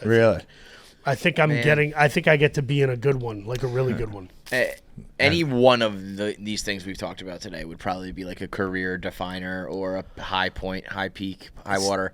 And you're doing like all of them in a couple year span. It's amazing, dude. Naked Gun, Pete Fairley. Dude, did you see Springsteen in Fantastic Four? It's just fucking stupid. Sickening. But that's what I mean when I say like self-amusement. A lot of these projects fell into my lap. Yeah. Somebody fell out of the Liam Neeson Naked Gun thing. Yeah, but you're there. It's the old. So it's like it is that thing of just be ready. Opportunity. It's like you don't know what's gonna happen. Yeah. And for me, it's like Peter Pan syndrome on steroids. Yeah. It's like I'm swimming through the Scrooge McDuck of like toy bins or something. It's absurd. Did Fairley mention? And I promise this will be the last thing. Because I just read this the other day about the other new movie he's working on. I Play Rocky. The Rocky movie, yeah. That's his next one. What's that? Interesting, dude. So I just read this. Dude, true story. It's called I Play Rocky, is the movie that Fairley's doing. And it's about the making of Rocky. Right. And so fucking badass. So Stallone, I'd heard about him doing softcore porn before, but I didn't know he was homeless, living at Penn Station when he wrote Rocky. Mm-hmm. And he was so poor that he had sold his dog. And then he writes Rocky. Like a country music song worth of attrition. Yeah. And he takes it to the studio. He writes Rocky, takes it to the studio. Studio says, we love this. We'll give you $20,000. You fuck off because Burt Reynolds plays Rocky. And Stallone said, no, I play Rocky. I play Rocky. And he was homeless. Sold his dog. He's so poor. Got offered $20,000 in early 80s, mid 80s, whenever Rocky was. Yeah. And for inflation, that'd be like 75, 80,000 or something. And then he goes, they go, fine, we'll give you 50. And then you fuck off. And he goes, no, I play Rocky. And they got up to $350,000, I think it was. And they said, and now fuck off. And he went, nope, I play Rocky. So then they got him to agree to this contract that was basically a contract no one can fulfill. Like it was like if you fall one day behind on shooting, you're off the script, you're off the project. And we're giving it to Burt Reynolds. And he goes, fine. Trying to set him up for failure. Right. He goes, deal. And he nails it all. And then the first day they made him film all of the running scenes in Rocky. So the first day he ran 18 miles. Holy dehydrated, shit. Ended up in the hospital. In the first week, too, part of that story, too, is he had to punch the meat hanging from the meat locker, and it wasn't thawed out, so his hands were just bleeding and cut up and broken. And because of this, the schedule, they didn't have time to thaw it. They were like, maybe we could get some blow dryers, but it'll take a few hours. They were like, we don't have time. I'll just hit it. Broke both his hands. and he An went underdog like story. literally about an Rocky. underdog story. Yeah, Yeah, I think like- the Farrelly quote I read was something along the lines of like, in the movie Rocky, he doesn't win the fight, but he survives the fight, and that's what I thought was the coolest, and that's what Stallone what did happened on the set acting it out. itself. Yeah. Wow. I'm excited for that one. I play Rocky. It's going to be special. I think it'll be another green book for him where it'll get a lot of the kind of attention you want. And Yeah. I think also like Pete Farrelly as a human, hopefully you get to meet him someday. He'd be a great interview if you Which could ever. Farrelly did I meet? Was it Peter or his brother? Oh, that's right. You were at a wedding with one. Yeah. Bobby is the other one. I can't. also I hilarious. shouldn't. Yeah. I just remember Are being. they New England guys? Sorry to interrupt. I think yeah, so. yeah. And Yeah. that's why. It's- everything's always based on was, these. Providence, Rhode Island. They're Yeah. Providence boys. I I think think, I was. I don't know. Was Alright. it? I think it was in Massachusetts or Connecticut. I think, and I heard whispers that one of the Farrelly brothers was there, and like he came up to me and was like, "Oh, I love Barstool, and like I've seen some Oh, of your that's work," and I was like. What, dude? Like you're one of the Farrelly And you brothers. said back like, to him, yeah. I desperately want to make love to a schoolboy. My favorite line. My favorite line in Dumb and Dumber. Favorite line in Dumb and Dumber. It was exactly that, man. Exactly No, that. but that man, he's the sweetest dude ever, and so is Wahlberg. Like that was like an embarrassment of riches working on that movie. Yeah. I cannot wait for people to see it. And while we were shooting it, I had all these moments where I'm like, "Is this good?" Like I couldn't tell. Yeah. And I was second guessing myself a lot. More so when you star in something. If I come in and I do a supporting role, a lot of the pressure's off. Right. Yeah. I know how to do this thing. I'm going to come in, pew, pew, pew, leave. Yeah. But when you're carrying a movie or co-carrying, it's way scarier. Yeah. And by the end of it, Pete Farrelly was like, just come over to my place and watch some footage. You haven't watched a single bit of footage, which was by design. I'm like, I don't want to get in my head. I don't want to Yeah, second guess. sure. And then we watched it, and he showed me like 40 minutes of the movie, rough cut. And me and my wife and my manager and my agent were laughing our heads off. Really? It was so funny. That's gonna be such a great feeling. So I feel, oh God, it's like I gotta not get cocky about it because it just was literally what felt like a old throwback comedy. It felt like Wedding Crashers, Dumb and Sure, Dumber old school, vibe comedy, yeah. not modern comedy, which is sometimes anti-comedy.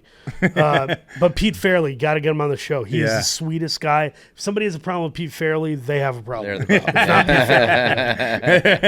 problem. Well, thanks so much, man. You're obviously a busy dude. We appreciate the time. This is great. No, thanks for putting me over here. Yeah. December 5th, right? MLW. December 5th, MLW, one shot, Eric Bischoff at the Melrose Ballroom in LIC, Long Island City. Yeah. Let's go. Love it, man. Come by, please. Appreciate it, man. Thanks so much. Thank Cheers. you so much. Oh, and you can watch for free on YouTube.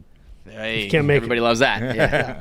Free. Great, man. That's awesome. Thank All you right, so thanks much. for watching. Make sure you subscribe, like, and leave a comment below. Click that button. Or I'll cut off my finger.